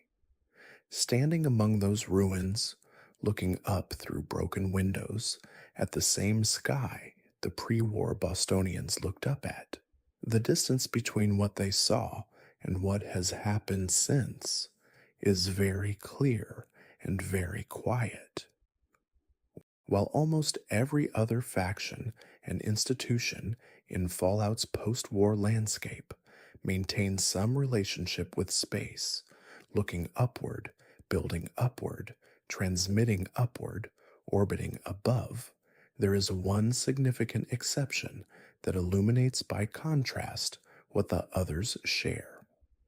The Institute, the secretive technological organization operating beneath the Commonwealth in Fallout 4, represents a scientific culture that has turned entirely inward, away from the sky, down into the earth. Their ambitions are expressed not in rockets and orbital platforms and deep space transmitters, but in genetically engineered supercrops and artificial humans and the underground passages that connect their facilities. The Institute is what happens when a scientific civilization decides that the answers to all meaningful questions are to be found not in the cosmos, but in biology and computation. This choice is not accidental and not unmotivated. The Institute's founders and their successors drew a specific lesson from the Great War, that the pre-war civilization's reach had exceeded its grasp, that ambition projected outward into the world was the thing that had destroyed it, that safety and progress required turning inward and downward rather than continuing the expansionist project that had ended so catastrophically. Whether this lesson is correct is a question the game poses through the encounter with the Institute rather than answering, but it is a coherent response to the facts of the Great War and the specific kind of devastation it produced.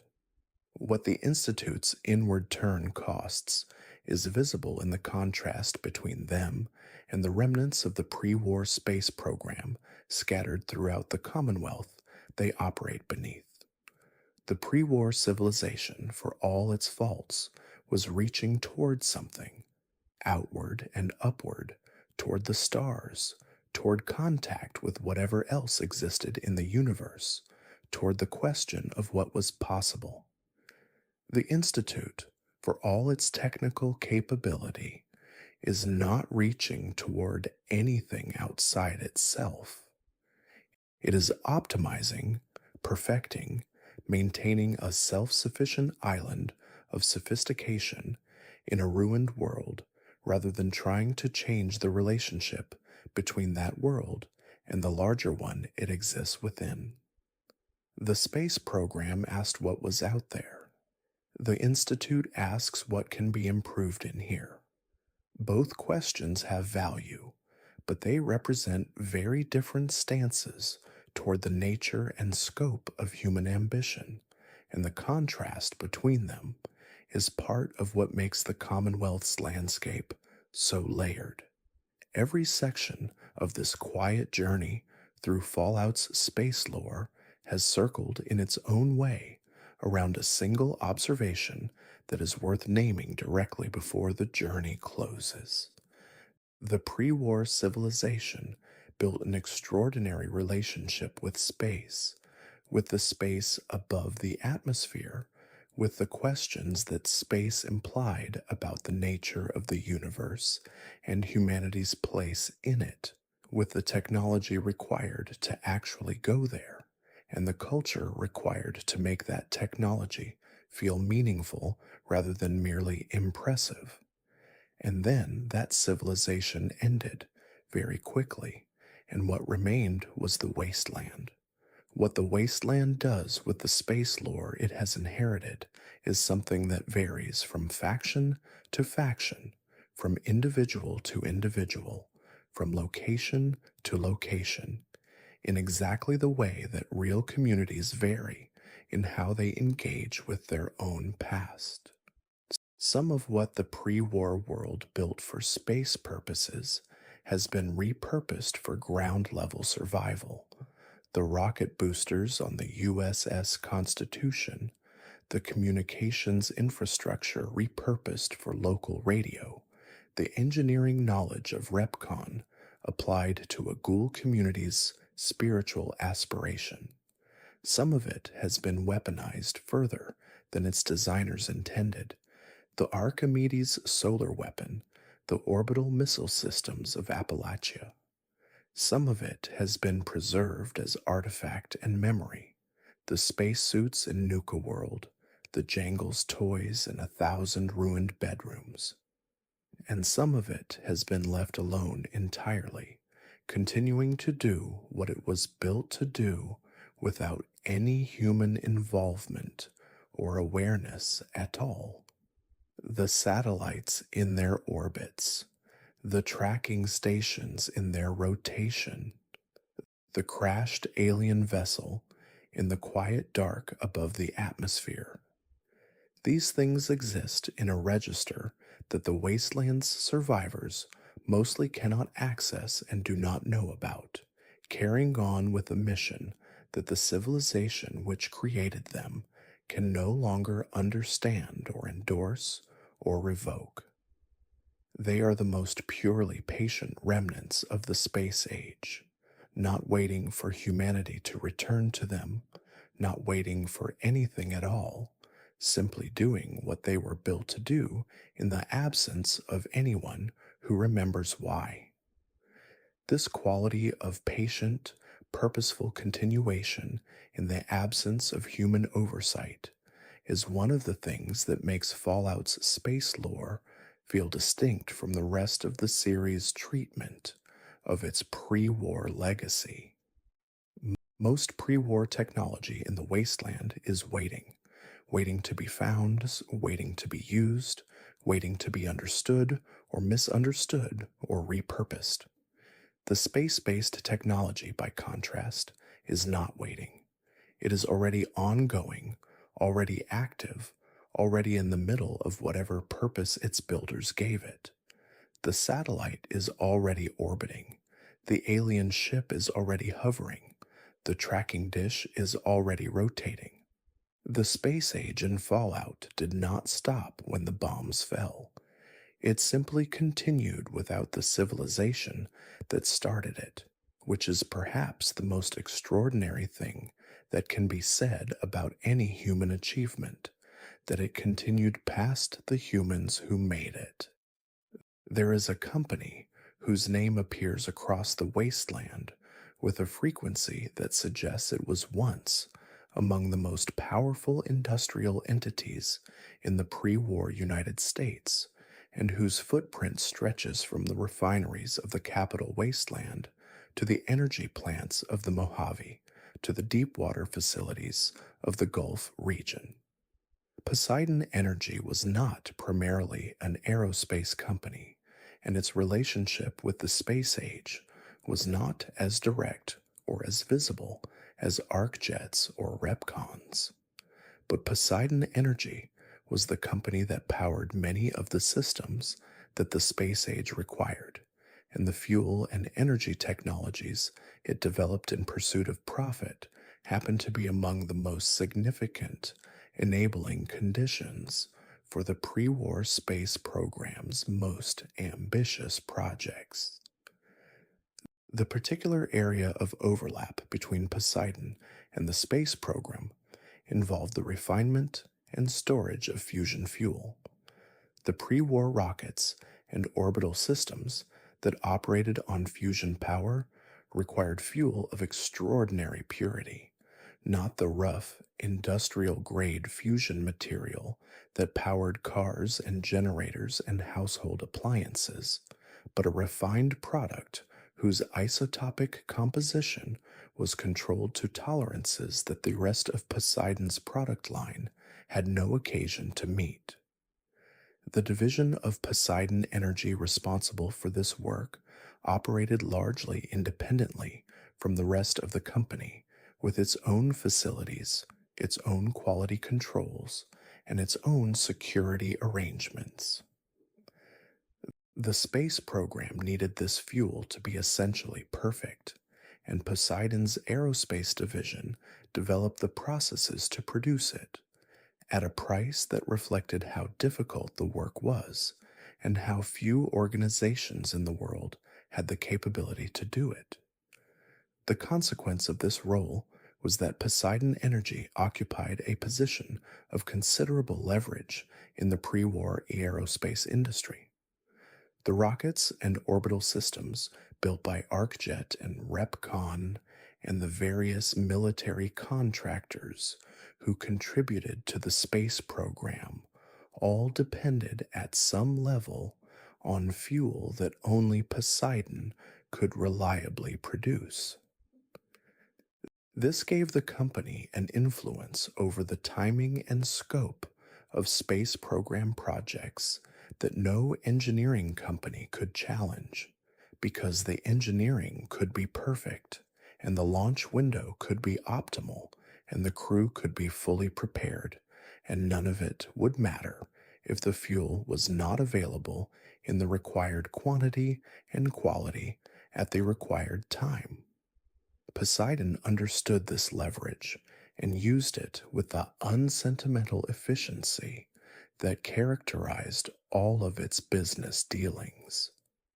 The specific facilities that Poseidon operated in connection with aerospace fuel production are not well documented in the records accessible through the games, but the broader industrial infrastructure the company maintained is visible throughout the wasteland in the form of its energy plants and refineries, still standing in various states of preservation, still, in many cases, generating some fraction of their original output, with the patient automation that Poseidon built into all of its major facilities.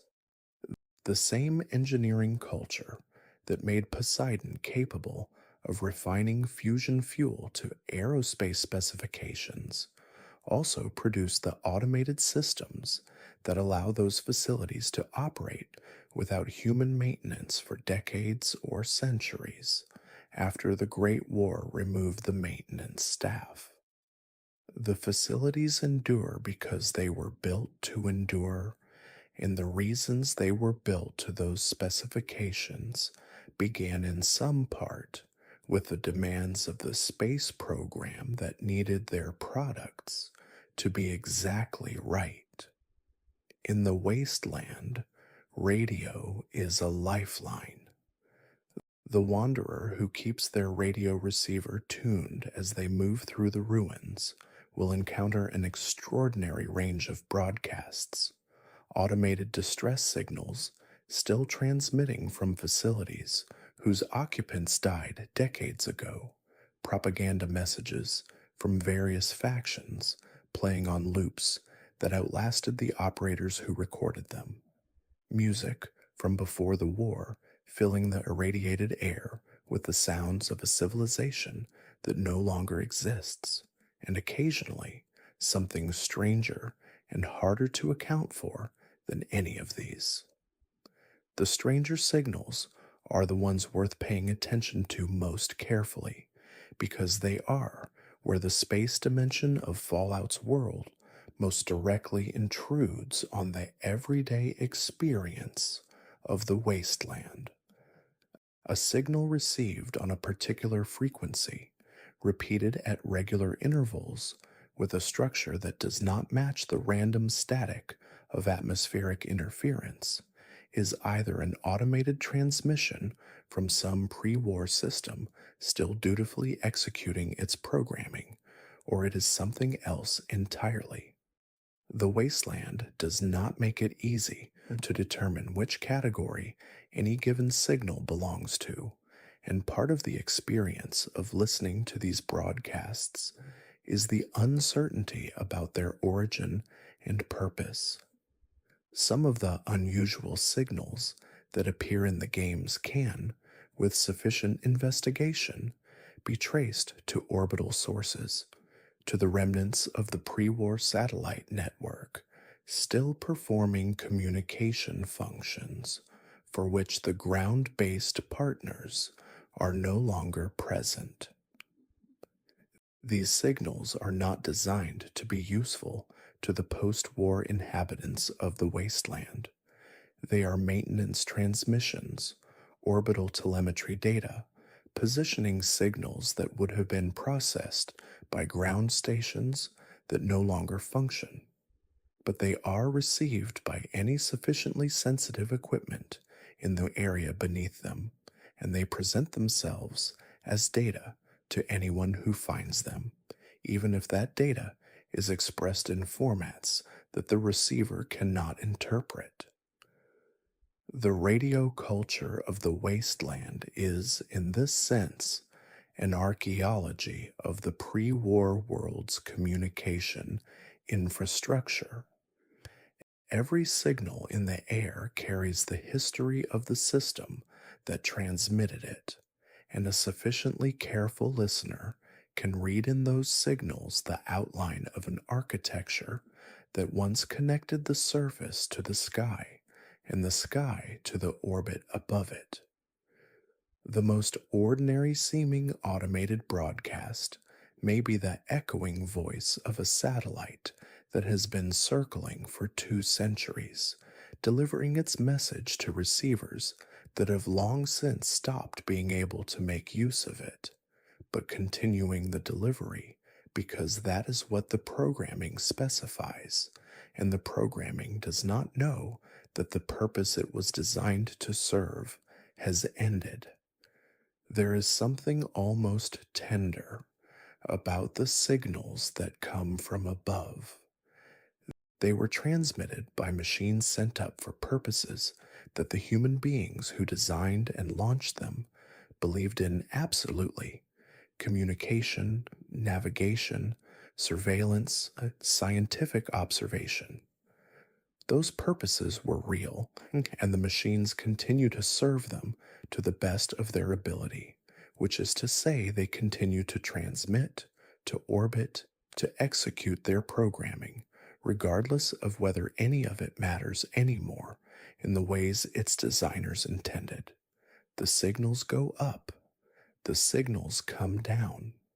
The wasteland receives them without understanding them, which is perhaps no different from how many transmissions are received even in ordinary times.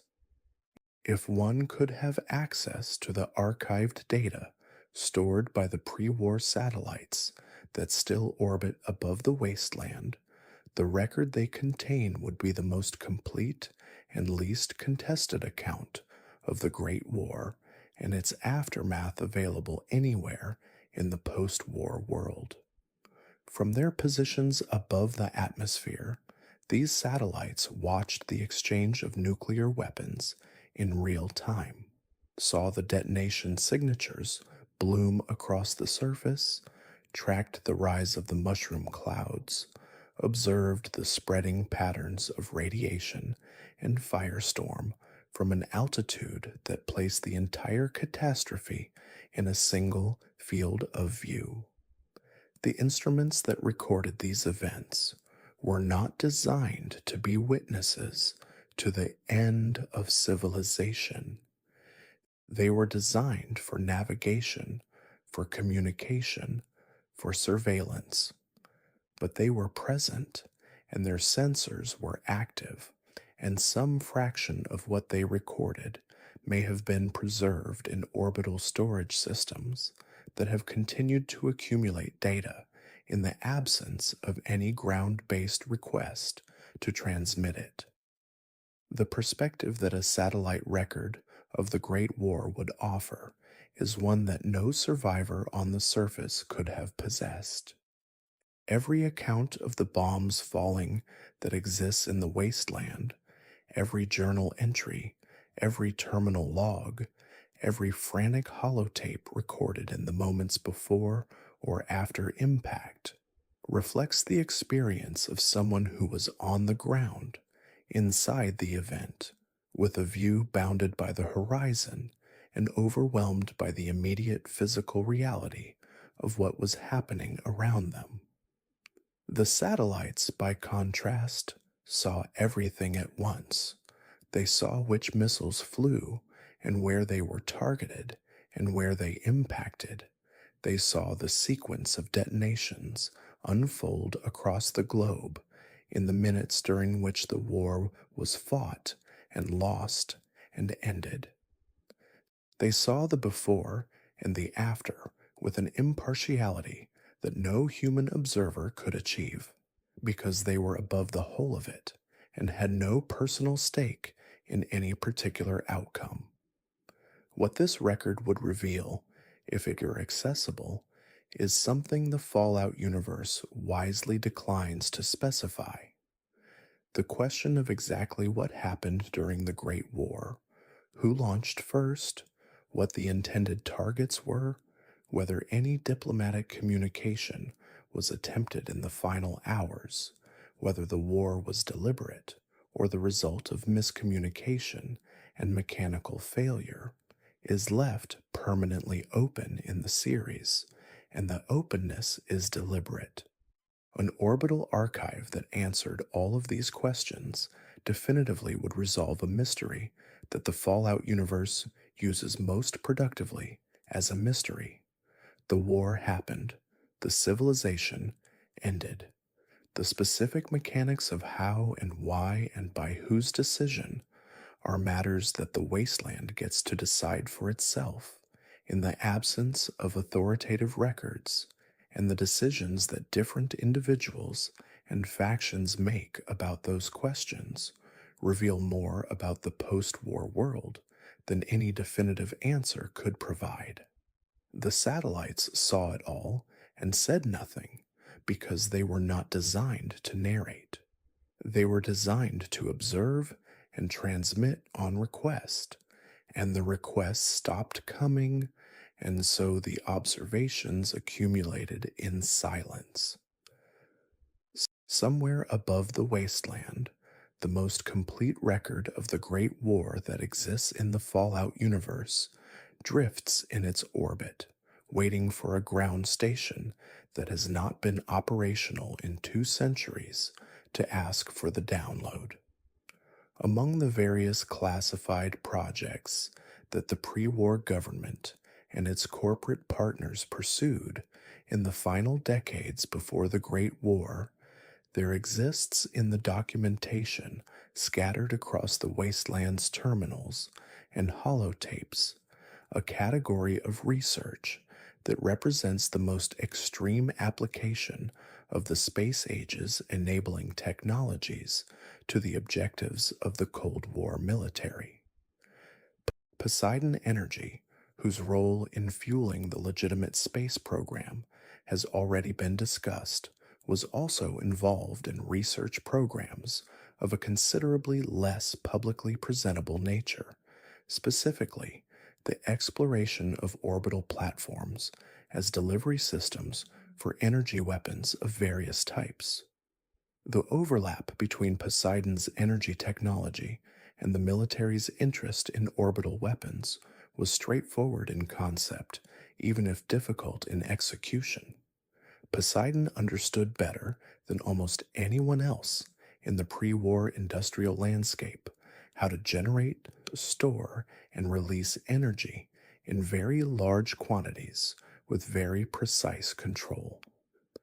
The military understood that an orbital platform capable of collecting energy over time and releasing it in a directed beam downward could, in theory, strike any target on the surface of the Earth with minimal warning and without any of the logistical complications associated with conventional weapons delivery. The Archimedes system at Helios 1 was, in many ways, the most fully realized version of this concept, but it was not the only version that was explored, and the Helios 1 project drew on research that had been underway across multiple facilities and programs for years before the specific Archimedes design was settled on. The energy weapons research that Poseidon conducted in connection with these orbital weapons programs is visible in a different form in the weapons technology that persists across the wasteland. The plasma and laser weapons used by the pre-war military and eventually inherited and repurposed by factions like the Enclave and the Brotherhood of Steel share the same fundamental research heritage as the orbital energy weapons, the same understanding of how to generate and focus and direct energy in forms that could damage or destroy targets at a distance. The difference between a plasma pistol and an orbital energy cannon is one of scale and delivery system, not of underlying physics, and the people who designed both drew on the same body of knowledge in doing so. What the orbital weapons research tells us about the pre-war world's relationship with space is something that is not particularly comfortable to sit with, but is important to acknowledge. The space age was never purely a scientific or exploratory endeavor.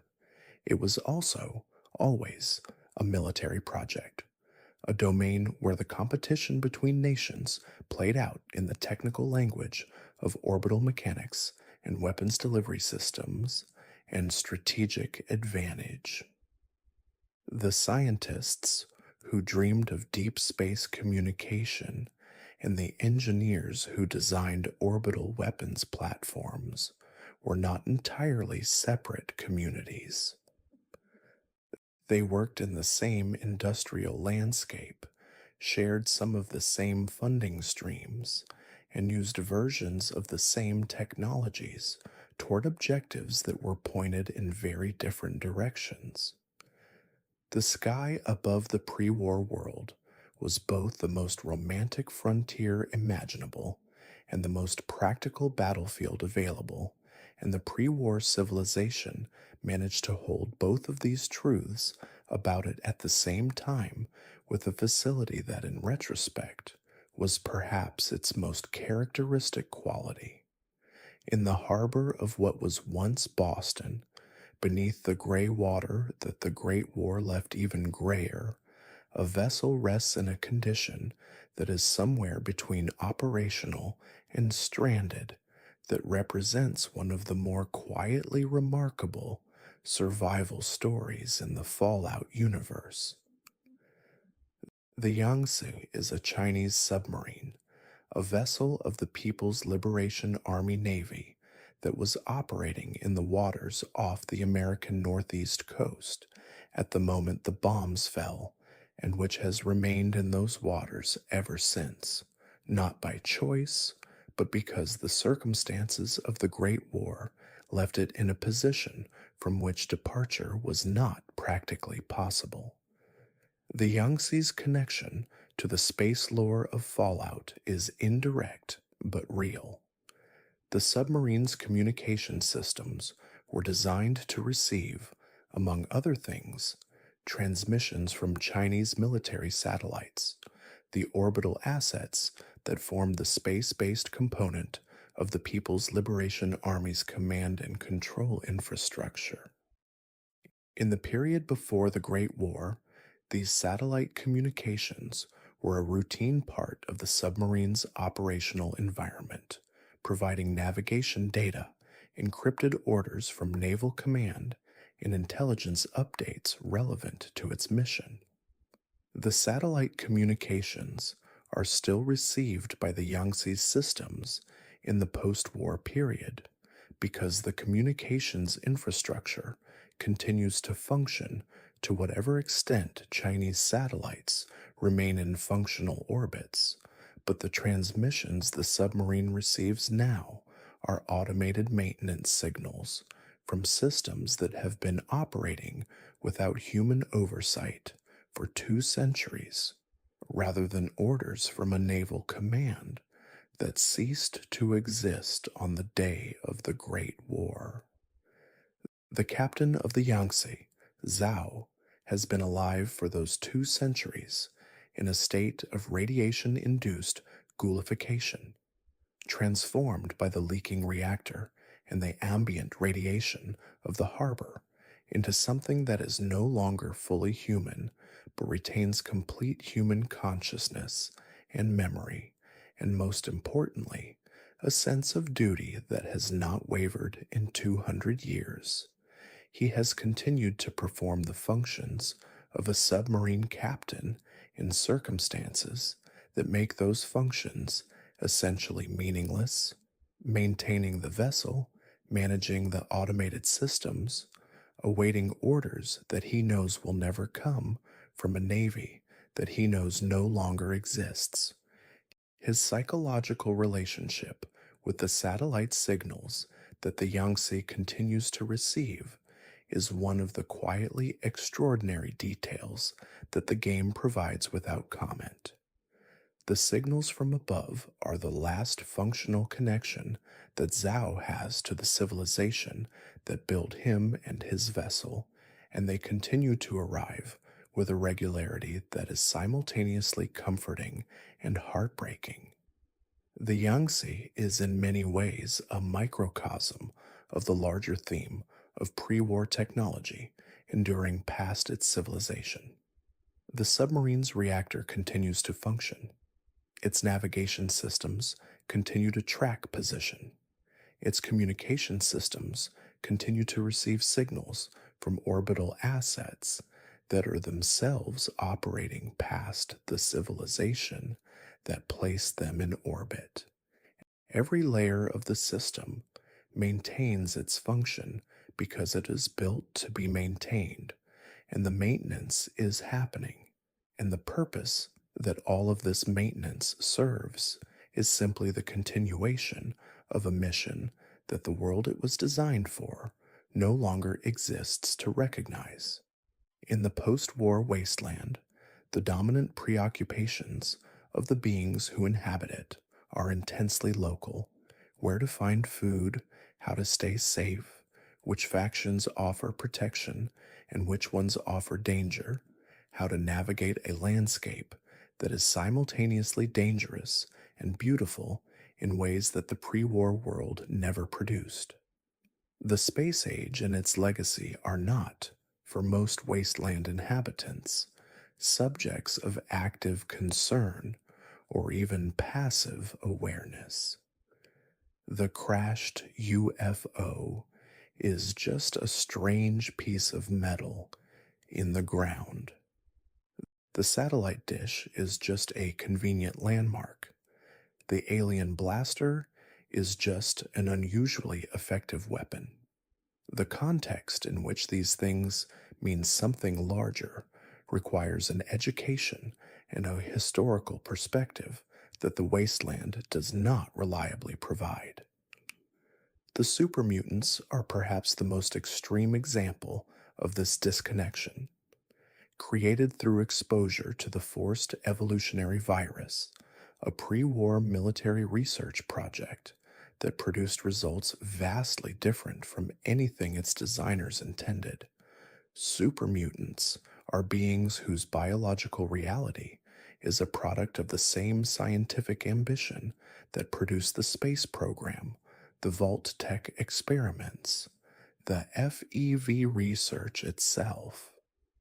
They are, in the most literal sense, creations of the pre war civilization's scientific overreach. And they are, in the vast majority of cases, entirely unaware of this heritage and entirely uninterested in the larger context it implies.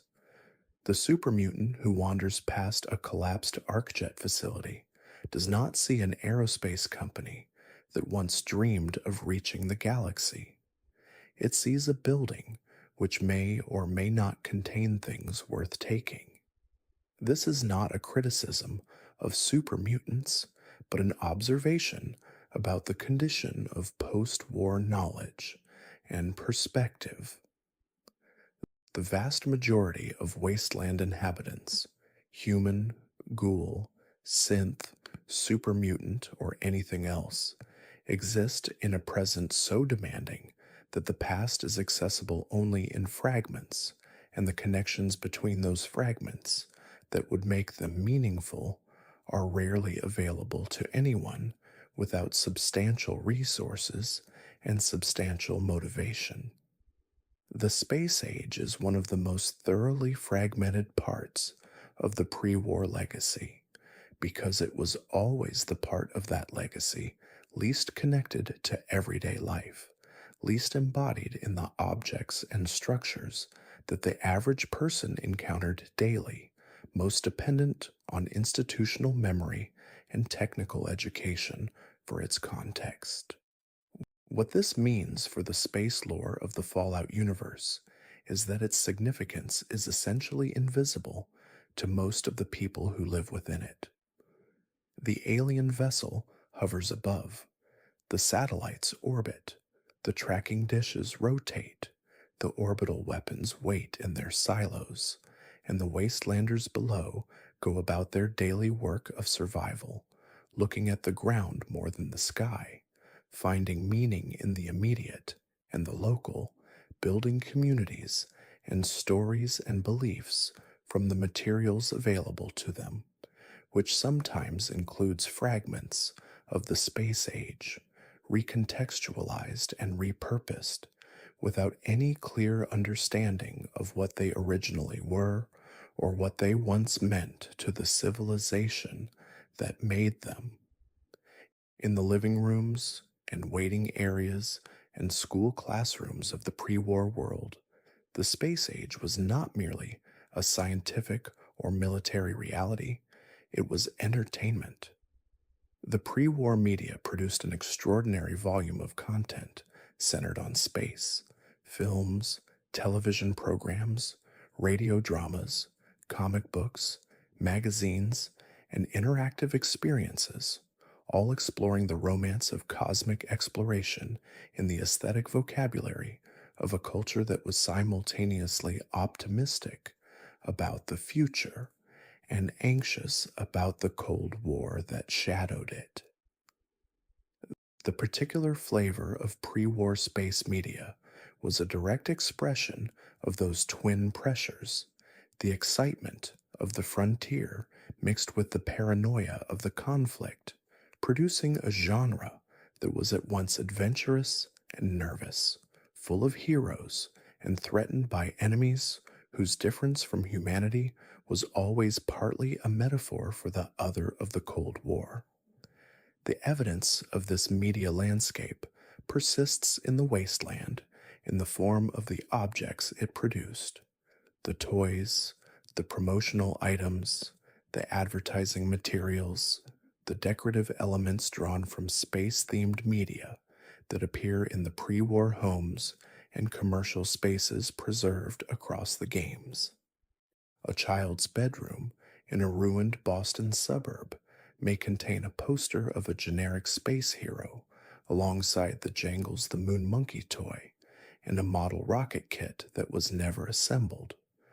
A waiting room in a pre war dentist's office may preserve a stack of magazines whose covers show the romanticized vision of space colonization that the pre war media reliably produced: gleaming domes on alien surfaces, sleek vessels against star fields, human figures in pressure suits doing things that look heroic and somewhat impractical simultaneously.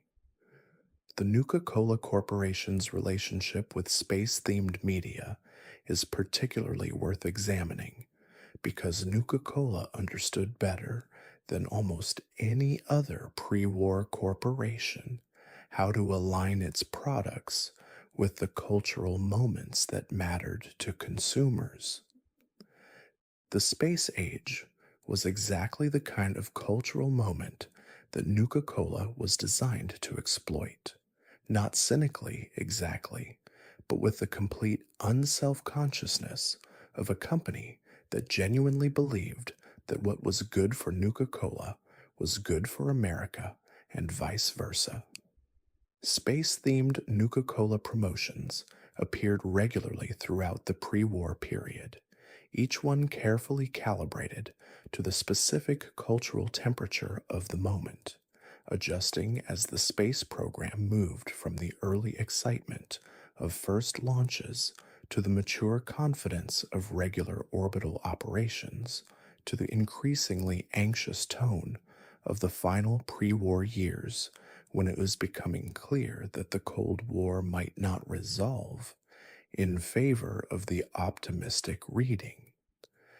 The specific product lines and promotional campaigns that Nuka-Cola connected to the space age are visible in the varieties of Nuka-Cola beverages that appear throughout the games.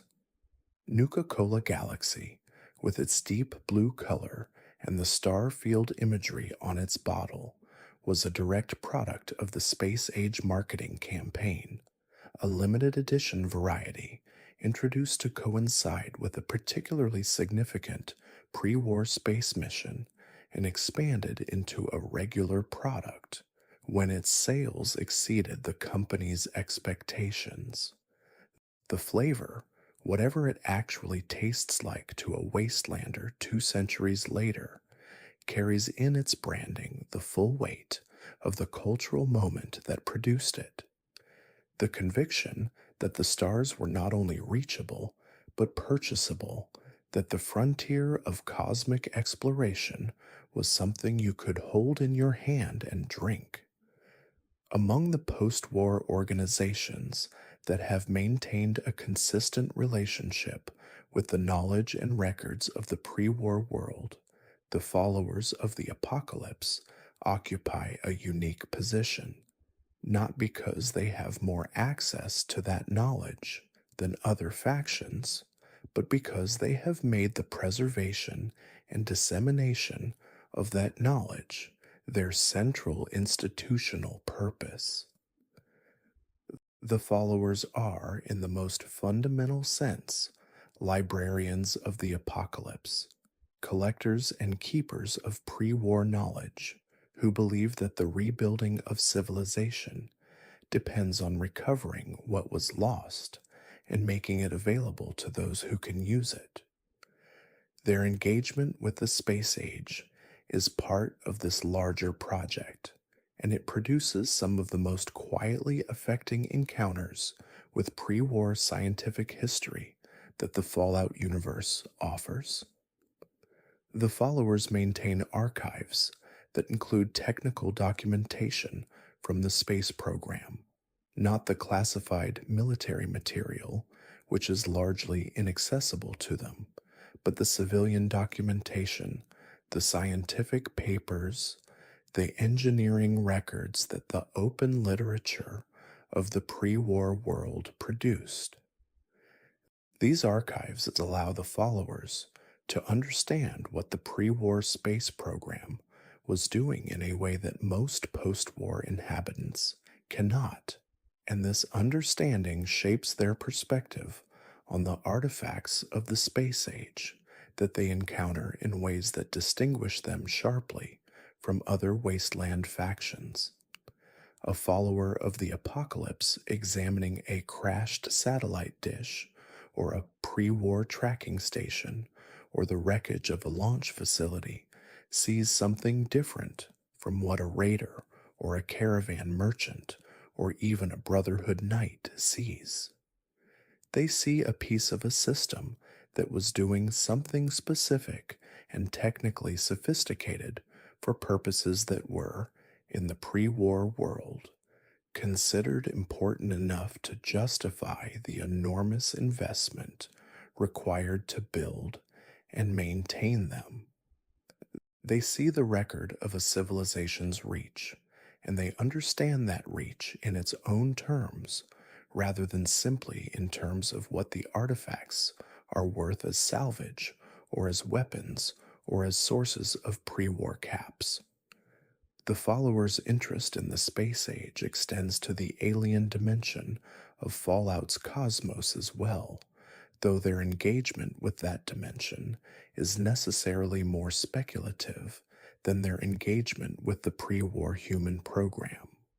The followers have, in their archives, the accounts of explorers who encountered crash sites and returned with descriptions of the wreckage, and in some cases, with pieces of it.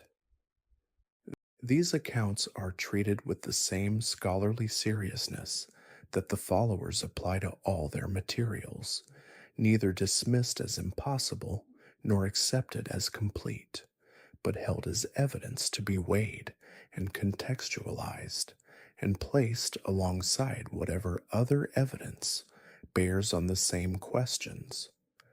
The followers do not know what was in the spacecraft that came down, but they know that something came down, and they consider this knowledge important, and they preserve it carefully against the possibility that future scholars will find ways to build more understanding from it. There is a particular quality to the night sky of the post war world that no pre war photograph could have captured or predicted. The nuclear exchanges that ended the pre war civilization did not fundamentally alter the stars. They are too distant, too massive, too indifferent to anything that happens on a single planet for even the most extensive nuclear war to affect them. But they altered the atmosphere through which the stars are seen, and they altered the landscape against which they are observed, and they altered the quality of darkness that frames them in ways that are subtle but real. The post war night sky is darker than the pre war night sky because the cities and towns and industrial facilities that once spread artificial light across the landscape are largely silent now.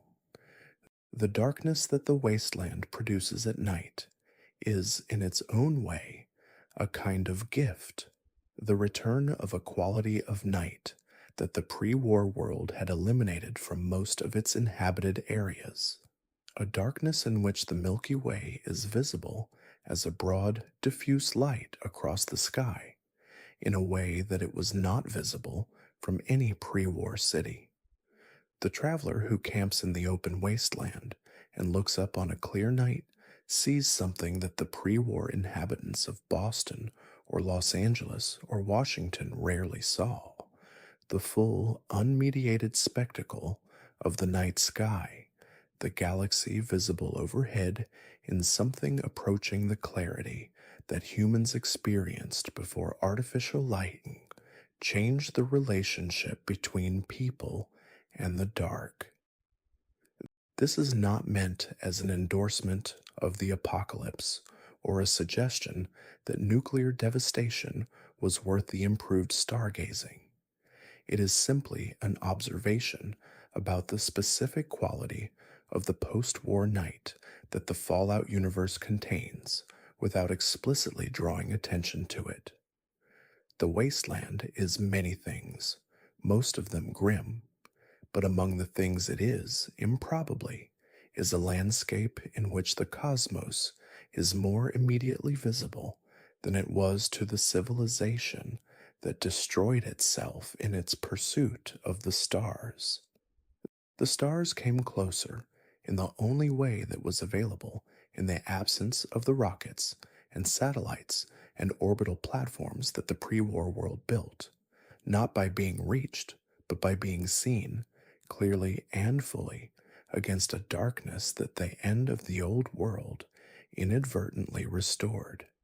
In this quiet inversion, there is something that the Fallout universe sits with without analyzing: the observation that the things the pre war world built to reach the stars produced ultimately a darkness in which the stars are more visible than they were before the reaching began. This is not irony in any simple sense. It is something more complicated than irony, a recognition that the relationship between human ambition and its consequences rarely follows the trajectories that ambition anticipates, and that what the wasteland reveals about the pre war world is not a simple story of failure, but a much stranger story about what persists and what changes, and what the universe does with the consequences of human choice. In the far north of the capital wasteland, in a location that requires considerable navigation to reach and offers little in the way of comfort upon arrival, there is a crash site of particular significance in the catalog of non-terrestrial visitors to Fallout's Earth. The vessel known to researchers as Recon Craft Theta came down in the wilderness area north of the settlements and farmland that define the more populated zones of the capital wasteland, and it has been resting in its impact crater since before the Great War, or so the physical evidence suggests, based on the way the Earth has settled around the wreckage over a period that appears to substantially predate the 2-century mark that most post-war dating systems use as their reference point. Recon Craft Theta was doing exactly what its designation implies: reconnaissance.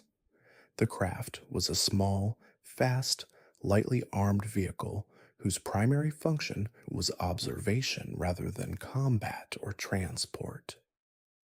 It carried instruments designed for long-duration surveillance of planetary surfaces, systems capable of processing and storing large amounts of observational data without requiring the kind of regular maintenance and resupply that a more complex vessel would have needed. In its physical form, it is compact relative to the mothership Zeta, but unmistakably of the same technological tradition. The same distinctive hull geometries, the same green-tinted energy systems, the same materials that resist the ordinary processes of post-war decay with a thoroughness that human engineering has never replicated.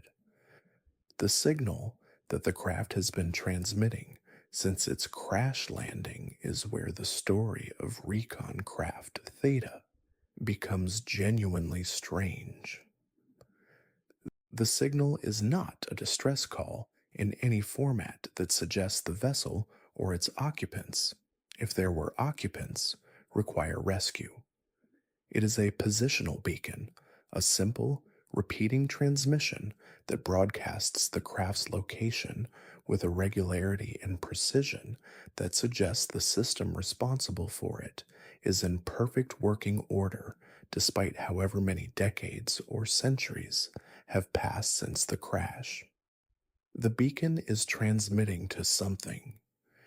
It is broadcasting the craft's coordinates to a receiver that the craft's designers must have considered likely to receive the signal, which means, in the most direct implication, that whatever launched recon craft Theta is capable of receiving signals from Earth's surface and has been capable of doing so for as long as the beacon has been transmitting. The connection between Racon Craft Theta and Mothership Zeta is not made explicit in the games, but is available to anyone paying careful attention to the available evidence. A recon craft belongs to a larger program. A positional beacon transmits to a larger system. The Mothership Zeta, hovering above the capital wasteland, is a larger system, and the simplest explanation for what it is doing above that specific region of the continent connects, at least circumstantially, to the presence of a recon craft in that same region that has been broadcasting its position for an extended period. The mothership may have come to the capital wasteland in part because recon craft Theta sent it there, may have been guided by the patient signal of a small crashed vessel to the region of the planet where interesting observations were available.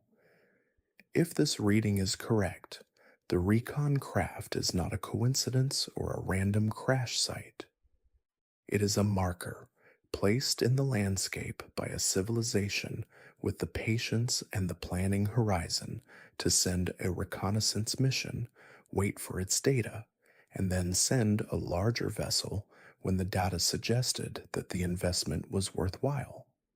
The pre-war civilization dreamed of making first contact with alien intelligence on roughly equal terms, as peers, reaching outward together into a shared universe. The actual arrangement, as Recon Craft Theta implies it, is considerably less symmetrical. One civilization sending out scouts, noting the results, and following up with collection vessels, while the other civilization goes about its business on the surface, largely unaware of the observation program in progress above it.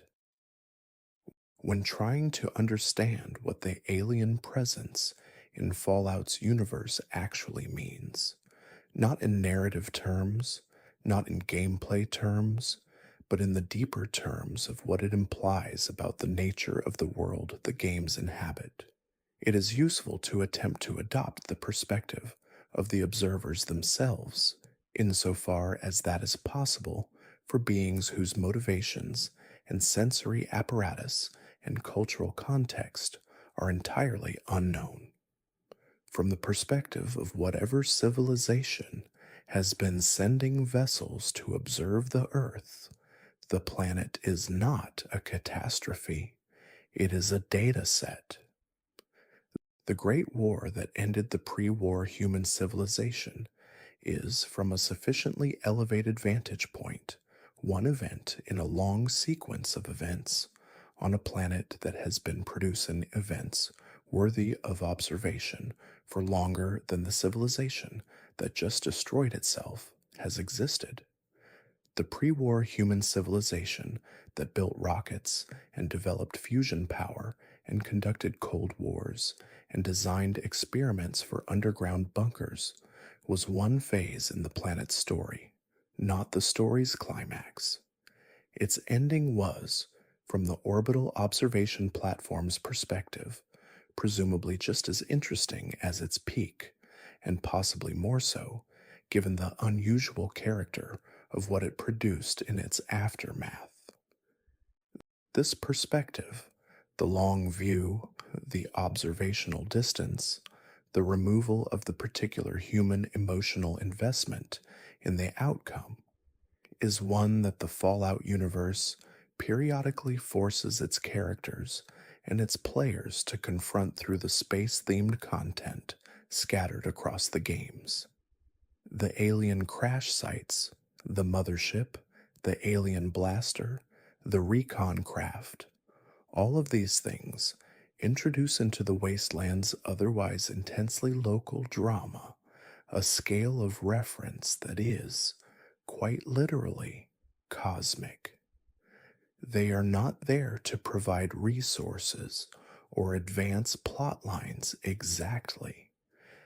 They are there to be seen and to change in the seeing what the wasteland feels like, to introduce into the experience of wandering through the ruins of a human civilization the awareness that this civilization was always, from the beginning, inside a larger story whose other characters it barely knew existed. The aliens have been watching for a very long time. They were watching before the pre war civilization found the atom and pointed it at itself. They were watching the civilization build its rockets and develop its fusion power and launch its astronauts into the sky. They were watching when the missiles flew and the civilization ended, and they have been watching the slow, painful, imperfect, frequently violent process of rebuilding that has occupied the 2 centuries since. Whatever they make of it is not available to the inhabitants of the wasteland, but the fact that they are watching, the fact that the observation has continued across the whole arc of the story, is available to anyone who follows the thread of the space lore through the Fallout universe with sufficient patience and attention.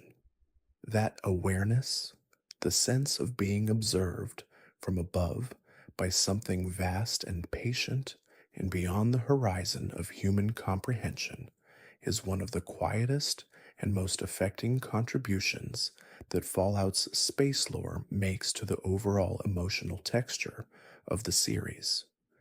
The wasteland is large, and its ruins are many, and its struggles are immediate and consuming. But above it all, always, the stars. And in at least some of those stars' directions, something that has been paying attention for longer than anyone below can imagine. Among the most revealing categories of pre war documentation available through the game's terminal records are the internal planning documents of Vault-Tec, the corporation that designed and built the Vault system, and in doing so, conducted the most extensive and ethically disqualifying series of behavioral experiments ever undertaken by a corporate entity in the Fallout universe. Most of what Vault-Tec planned was eventually executed in the vaults themselves, but the internal records also contain evidence of proposals that were considered and rejected or deferred. And some of its deferred proposals extended into the domain of space. Vault-Tec's interest in space was characteristically experimental rather than exploratory.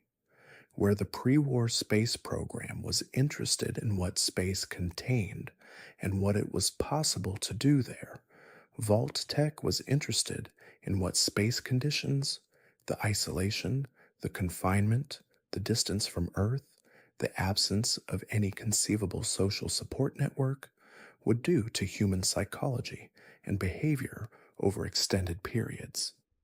The vaults were, in many ways, a ground-level simulation of the conditions that long-duration space missions would create, and Vault-Tec was quite explicit in its internal documentation that the Vault experiments were intended partly to generate data relevant to potential future space colonization programs.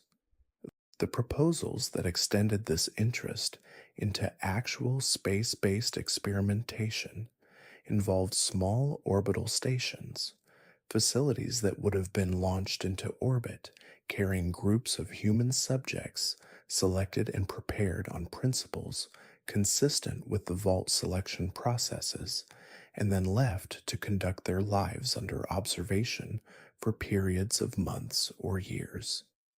The isolation of an orbital station would have been even more complete than the isolation of a vault, with no possibility of escape and no conceivable intervention by outside parties, which made it attractive from an experimental standpoint, even while raising ethical concerns that the Vault Tech internal record suggests were not regarded as significant obstacles. These space based experiments were never executed as far as can be determined from the available evidence. The technical challenges of maintaining a populated orbital station for extended periods on pre war technology were substantial, and the cost was considerable even for a corporation with Vault Tech's resources and government connections. But the fact that they were proposed and seriously considered says something important about how Vault-Tech understood the relationship between the Vault program and the space age, as two branches of the same project, ultimately a project of understanding human behavior under extreme conditions with the dual purpose of serving science and positioning the corporation for the future that the pre war world believed was coming. That future, as always in Fallout, did not arrive in any form that Vault-Tech's proposals could have accommodated. The space stations were never built, the orbital experiments were never conducted. The Vault experiments were conducted at great human cost, and their results rest in terminals that mostly nobody reads in corridors that mostly nobody walks through. The space age that was supposed to follow the Vault age never came. What came instead was the wasteland, and whatever Vault Tech's planners thought about the cosmos proceeded entirely without reference to their plans. Among the more practical and persistent legacies of the pre war world's relationship with aerial observation, the iBot represents a category of technology that bridges the gap between the satellite infrastructure of the space age and the ground level surveillance needs of factions and settlements in the post war world. iBots are small, spherical aerial robots, hovering platforms equipped with cameras, speakers, radio transmitters, and receivers, and in some configurations, minor defensive weapons that were developed in the pre war period as a combined surveillance and broadcast technology, and that continue to operate in the wasteland in various configurations, depending on who is using them and for what purpose. The Enclave's use of iBots is particularly connected to the space-adjacent dimension of the pre-war surveillance infrastructure. Because the Enclave maintained a relationship with satellite communications, their iBot network was designed to function as a relay system between the satellite infrastructure above and the ground-level operations below, the iBots serving as mobile nodes in a network that extended from the orbital layer down through the atmosphere to the specific locations where the Enclave was operating. An iBot hovering over a section of the capital wasteland was in this design not merely a broadcast unit and a surveillance platform, it was a link in a chain that connected what was happening on the ground to the eyes in orbit above. The President Eden broadcasts that iBots carry across Fallout 3's capital wasteland are a direct expression of this network design. The voice of Enclave Radio, claiming to speak for the government of the United States, travels via iBot from whatever facility generates the transmission to the ears of whoever happens to be within range of the hovering little spheres as they navigate the ruins.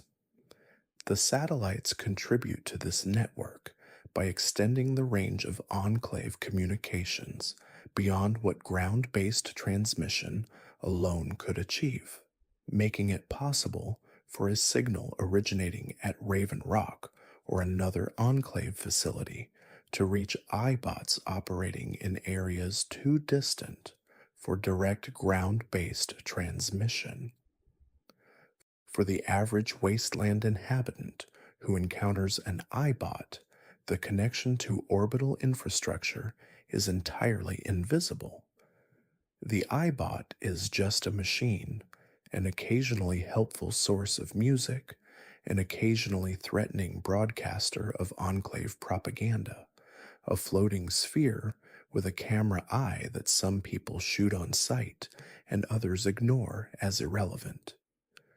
The satellite communications that contribute to its operational range are as invisible to most wastelanders as they are to the wasteland itself, present, functional, consequential, and entirely imperceptible without the specific technical knowledge required to recognize what is there.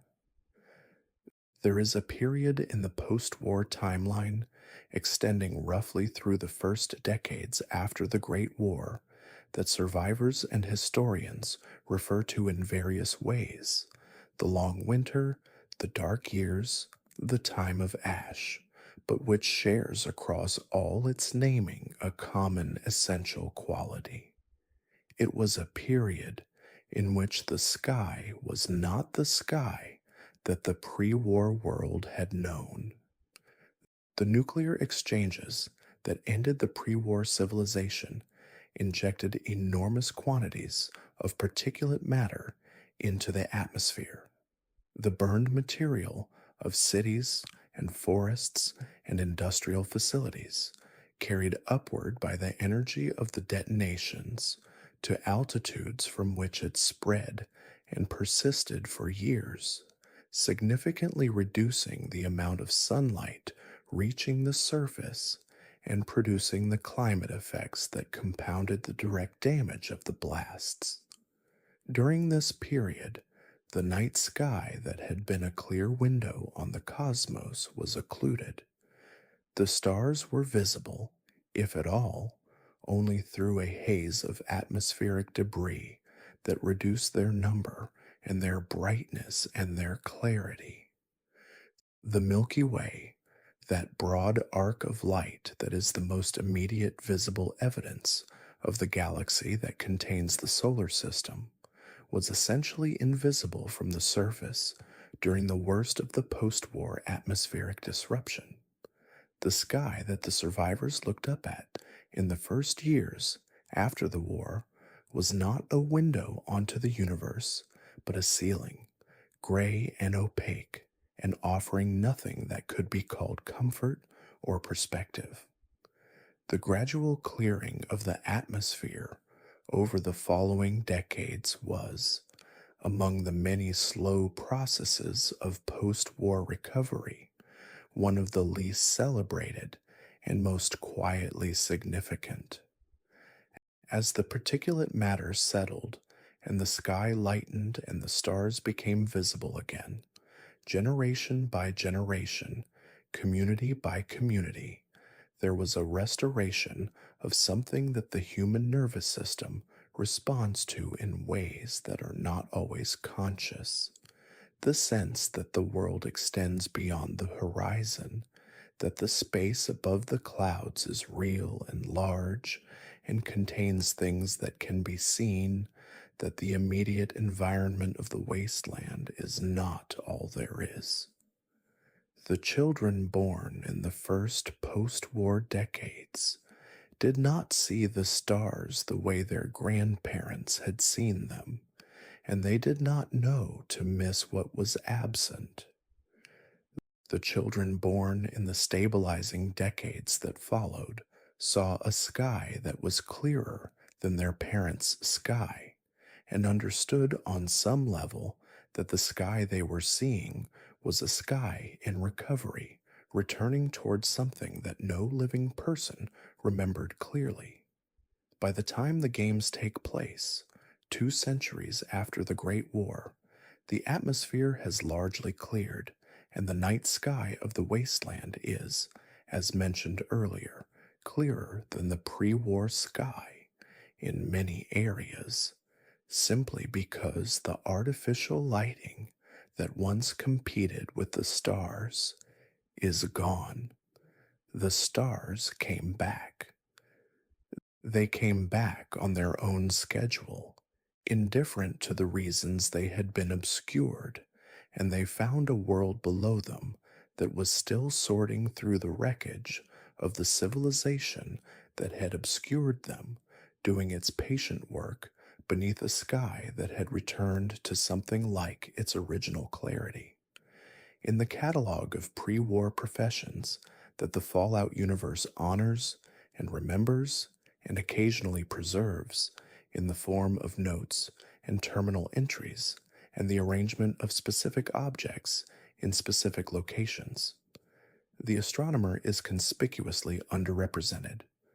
The space program has its engineers and its pilots and its corporate executives and its visionary administrators, all represented in the documentation and cultural artifacts that the wasteland preserves.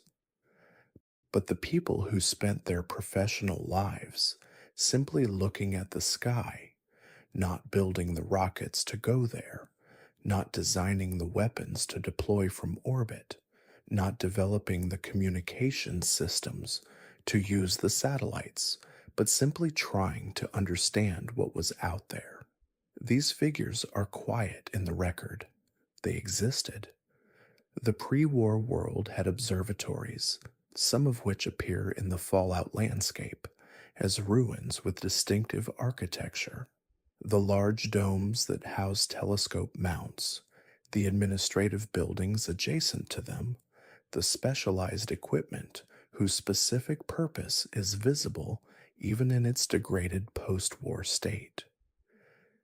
These facilities were used by people who were asking the oldest questions about the night sky, questions about the nature of the objects visible there, their distances, their compositions, their motions, whether any of them bore the signatures of processes that might be connected to life. The answers that pre war astronomers were developing in the final decades of their civilization were, given what the Fallout universe reveals about the actual population of the cosmos, answers that were tracking toward the truth but had not yet arrived there. The telescopes in the pre war observatories were pointing at stars that were, in some cases, the home systems of civilizations, the specific civilization whose vessels crashed in the Mojave and the capital wasteland, and whose mothership hovered above the continent. The astronomers did not know this. They were looking at stellar light that had traveled for decades or centuries to reach their instruments, and the civilization that had already visited Earth was invisible to them in their measurements because it was present on Earth rather than detectable from it. There is a melancholy particular to the pre war astronomer's position that the Fallout universe never explicitly names, but quietly creates. These were people who were looking with great care and with genuine curiosity for evidence of what the Fallout universe already contained in abundance. The aliens were already here. The pre war astronomers were looking for them in the wrong direction. Among the Pip Boys' many functions, its role as a Geiger counter, its map display capability, its inventory management interface, its radio receiver. There is one that connects it most directly to the space age, its capacity to display time, not just local time, but, in its most complete configuration, astronomical time, the precise measurement of the passage of time that depends ultimately on the orbital mechanics of the Earth's motion around the Sun. The timekeeping in the Pip-Boy is not a simple clock. It is a system calibrated to the larger movement of the planet, and that calibration is maintained in part by satellite-derived timing signals. In the post-war world, the Pip-Boy continues to display accurate time, partly because the satellite timing infrastructure that it was designed to use has not entirely failed.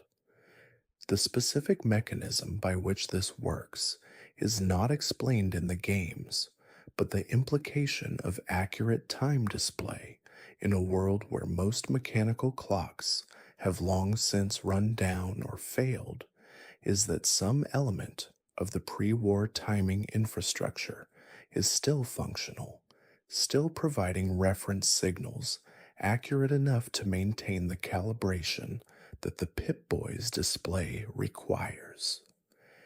This means that every time a wanderer glances at the time display on their Pip-Boy, they are in some small and unacknowledged way touching the pre-war space infrastructure, receiving through their device a signal or a calibration derived from a system that the pre-war world placed in orbit as part of its larger project of making the cosmos practically useful for everyday life. The connection is invisible and small and easily overlooked in the context of everything else the wasteland demands. But it is real, and it is one of the ways in which the space age continues to be present in the daily experience of the wasteland's inhabitants, providing something they rely on without knowing they rely on it. The Pip-Boy knows what time it is. It knows because the sky told it. And the sky knows because the pre-war world put something up there that is still working.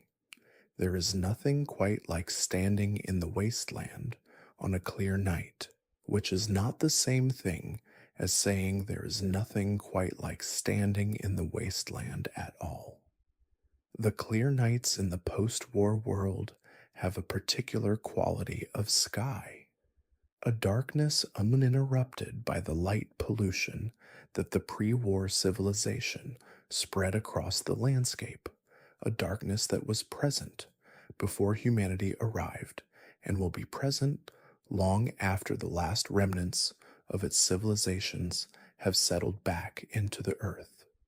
In that darkness, the stars are more visible than they ever were in the pre-war period, and they look exactly as they always have. The stars do not know about the Great War. They do not know about Vault-Tec or Repcon or ArcJet or Archimedes. They do not know about Jangles the Moon Monkey or the Bright Brotherhood or the alien ship hovering at the edge of the atmosphere. They are simply there, as they always have been, at a distance that makes the entire drama of the surface feel very small and very quiet and very brief. This is not a comforting thought exactly, but it is a clarifying one. What the space lore of Fallout ultimately offers is precisely this perspective, a frame large enough to make the wasteland's immediate tragedies visible as part of a longer story, a story whose chapters include the pre-war space dreams and the post-war attempts to reach the sky again, and the alien observers who have been watching all of it from above with their own entirely inscrutable agenda. The wasteland is not the whole story. It never was. It was always nested inside a larger one, and that larger one was always, in the most literal sense, cosmic in its scope. The stars that watch the pre war world reach upward are still there. The stars that watch the bombs fall are still there. The stars that watch the wasteland slowly, painfully, imperfectly find its way towards something that might eventually be worth calling rebuilt. Still there, patient and indifferent, and somehow in their very indifference, reassuring. The universe continues. The questions remain open, and somewhere above the atmosphere, in the silence between the orbital paths of dead satellites and alien vessels, the dream of reaching further persists in the mechanical patience of things that were built to last. Thanks for watching. If you enjoyed drifting through these quiet moments, there's another video waiting on the left of your screen. Let it play while you rest. You might discover something gentle before sleep takes you again.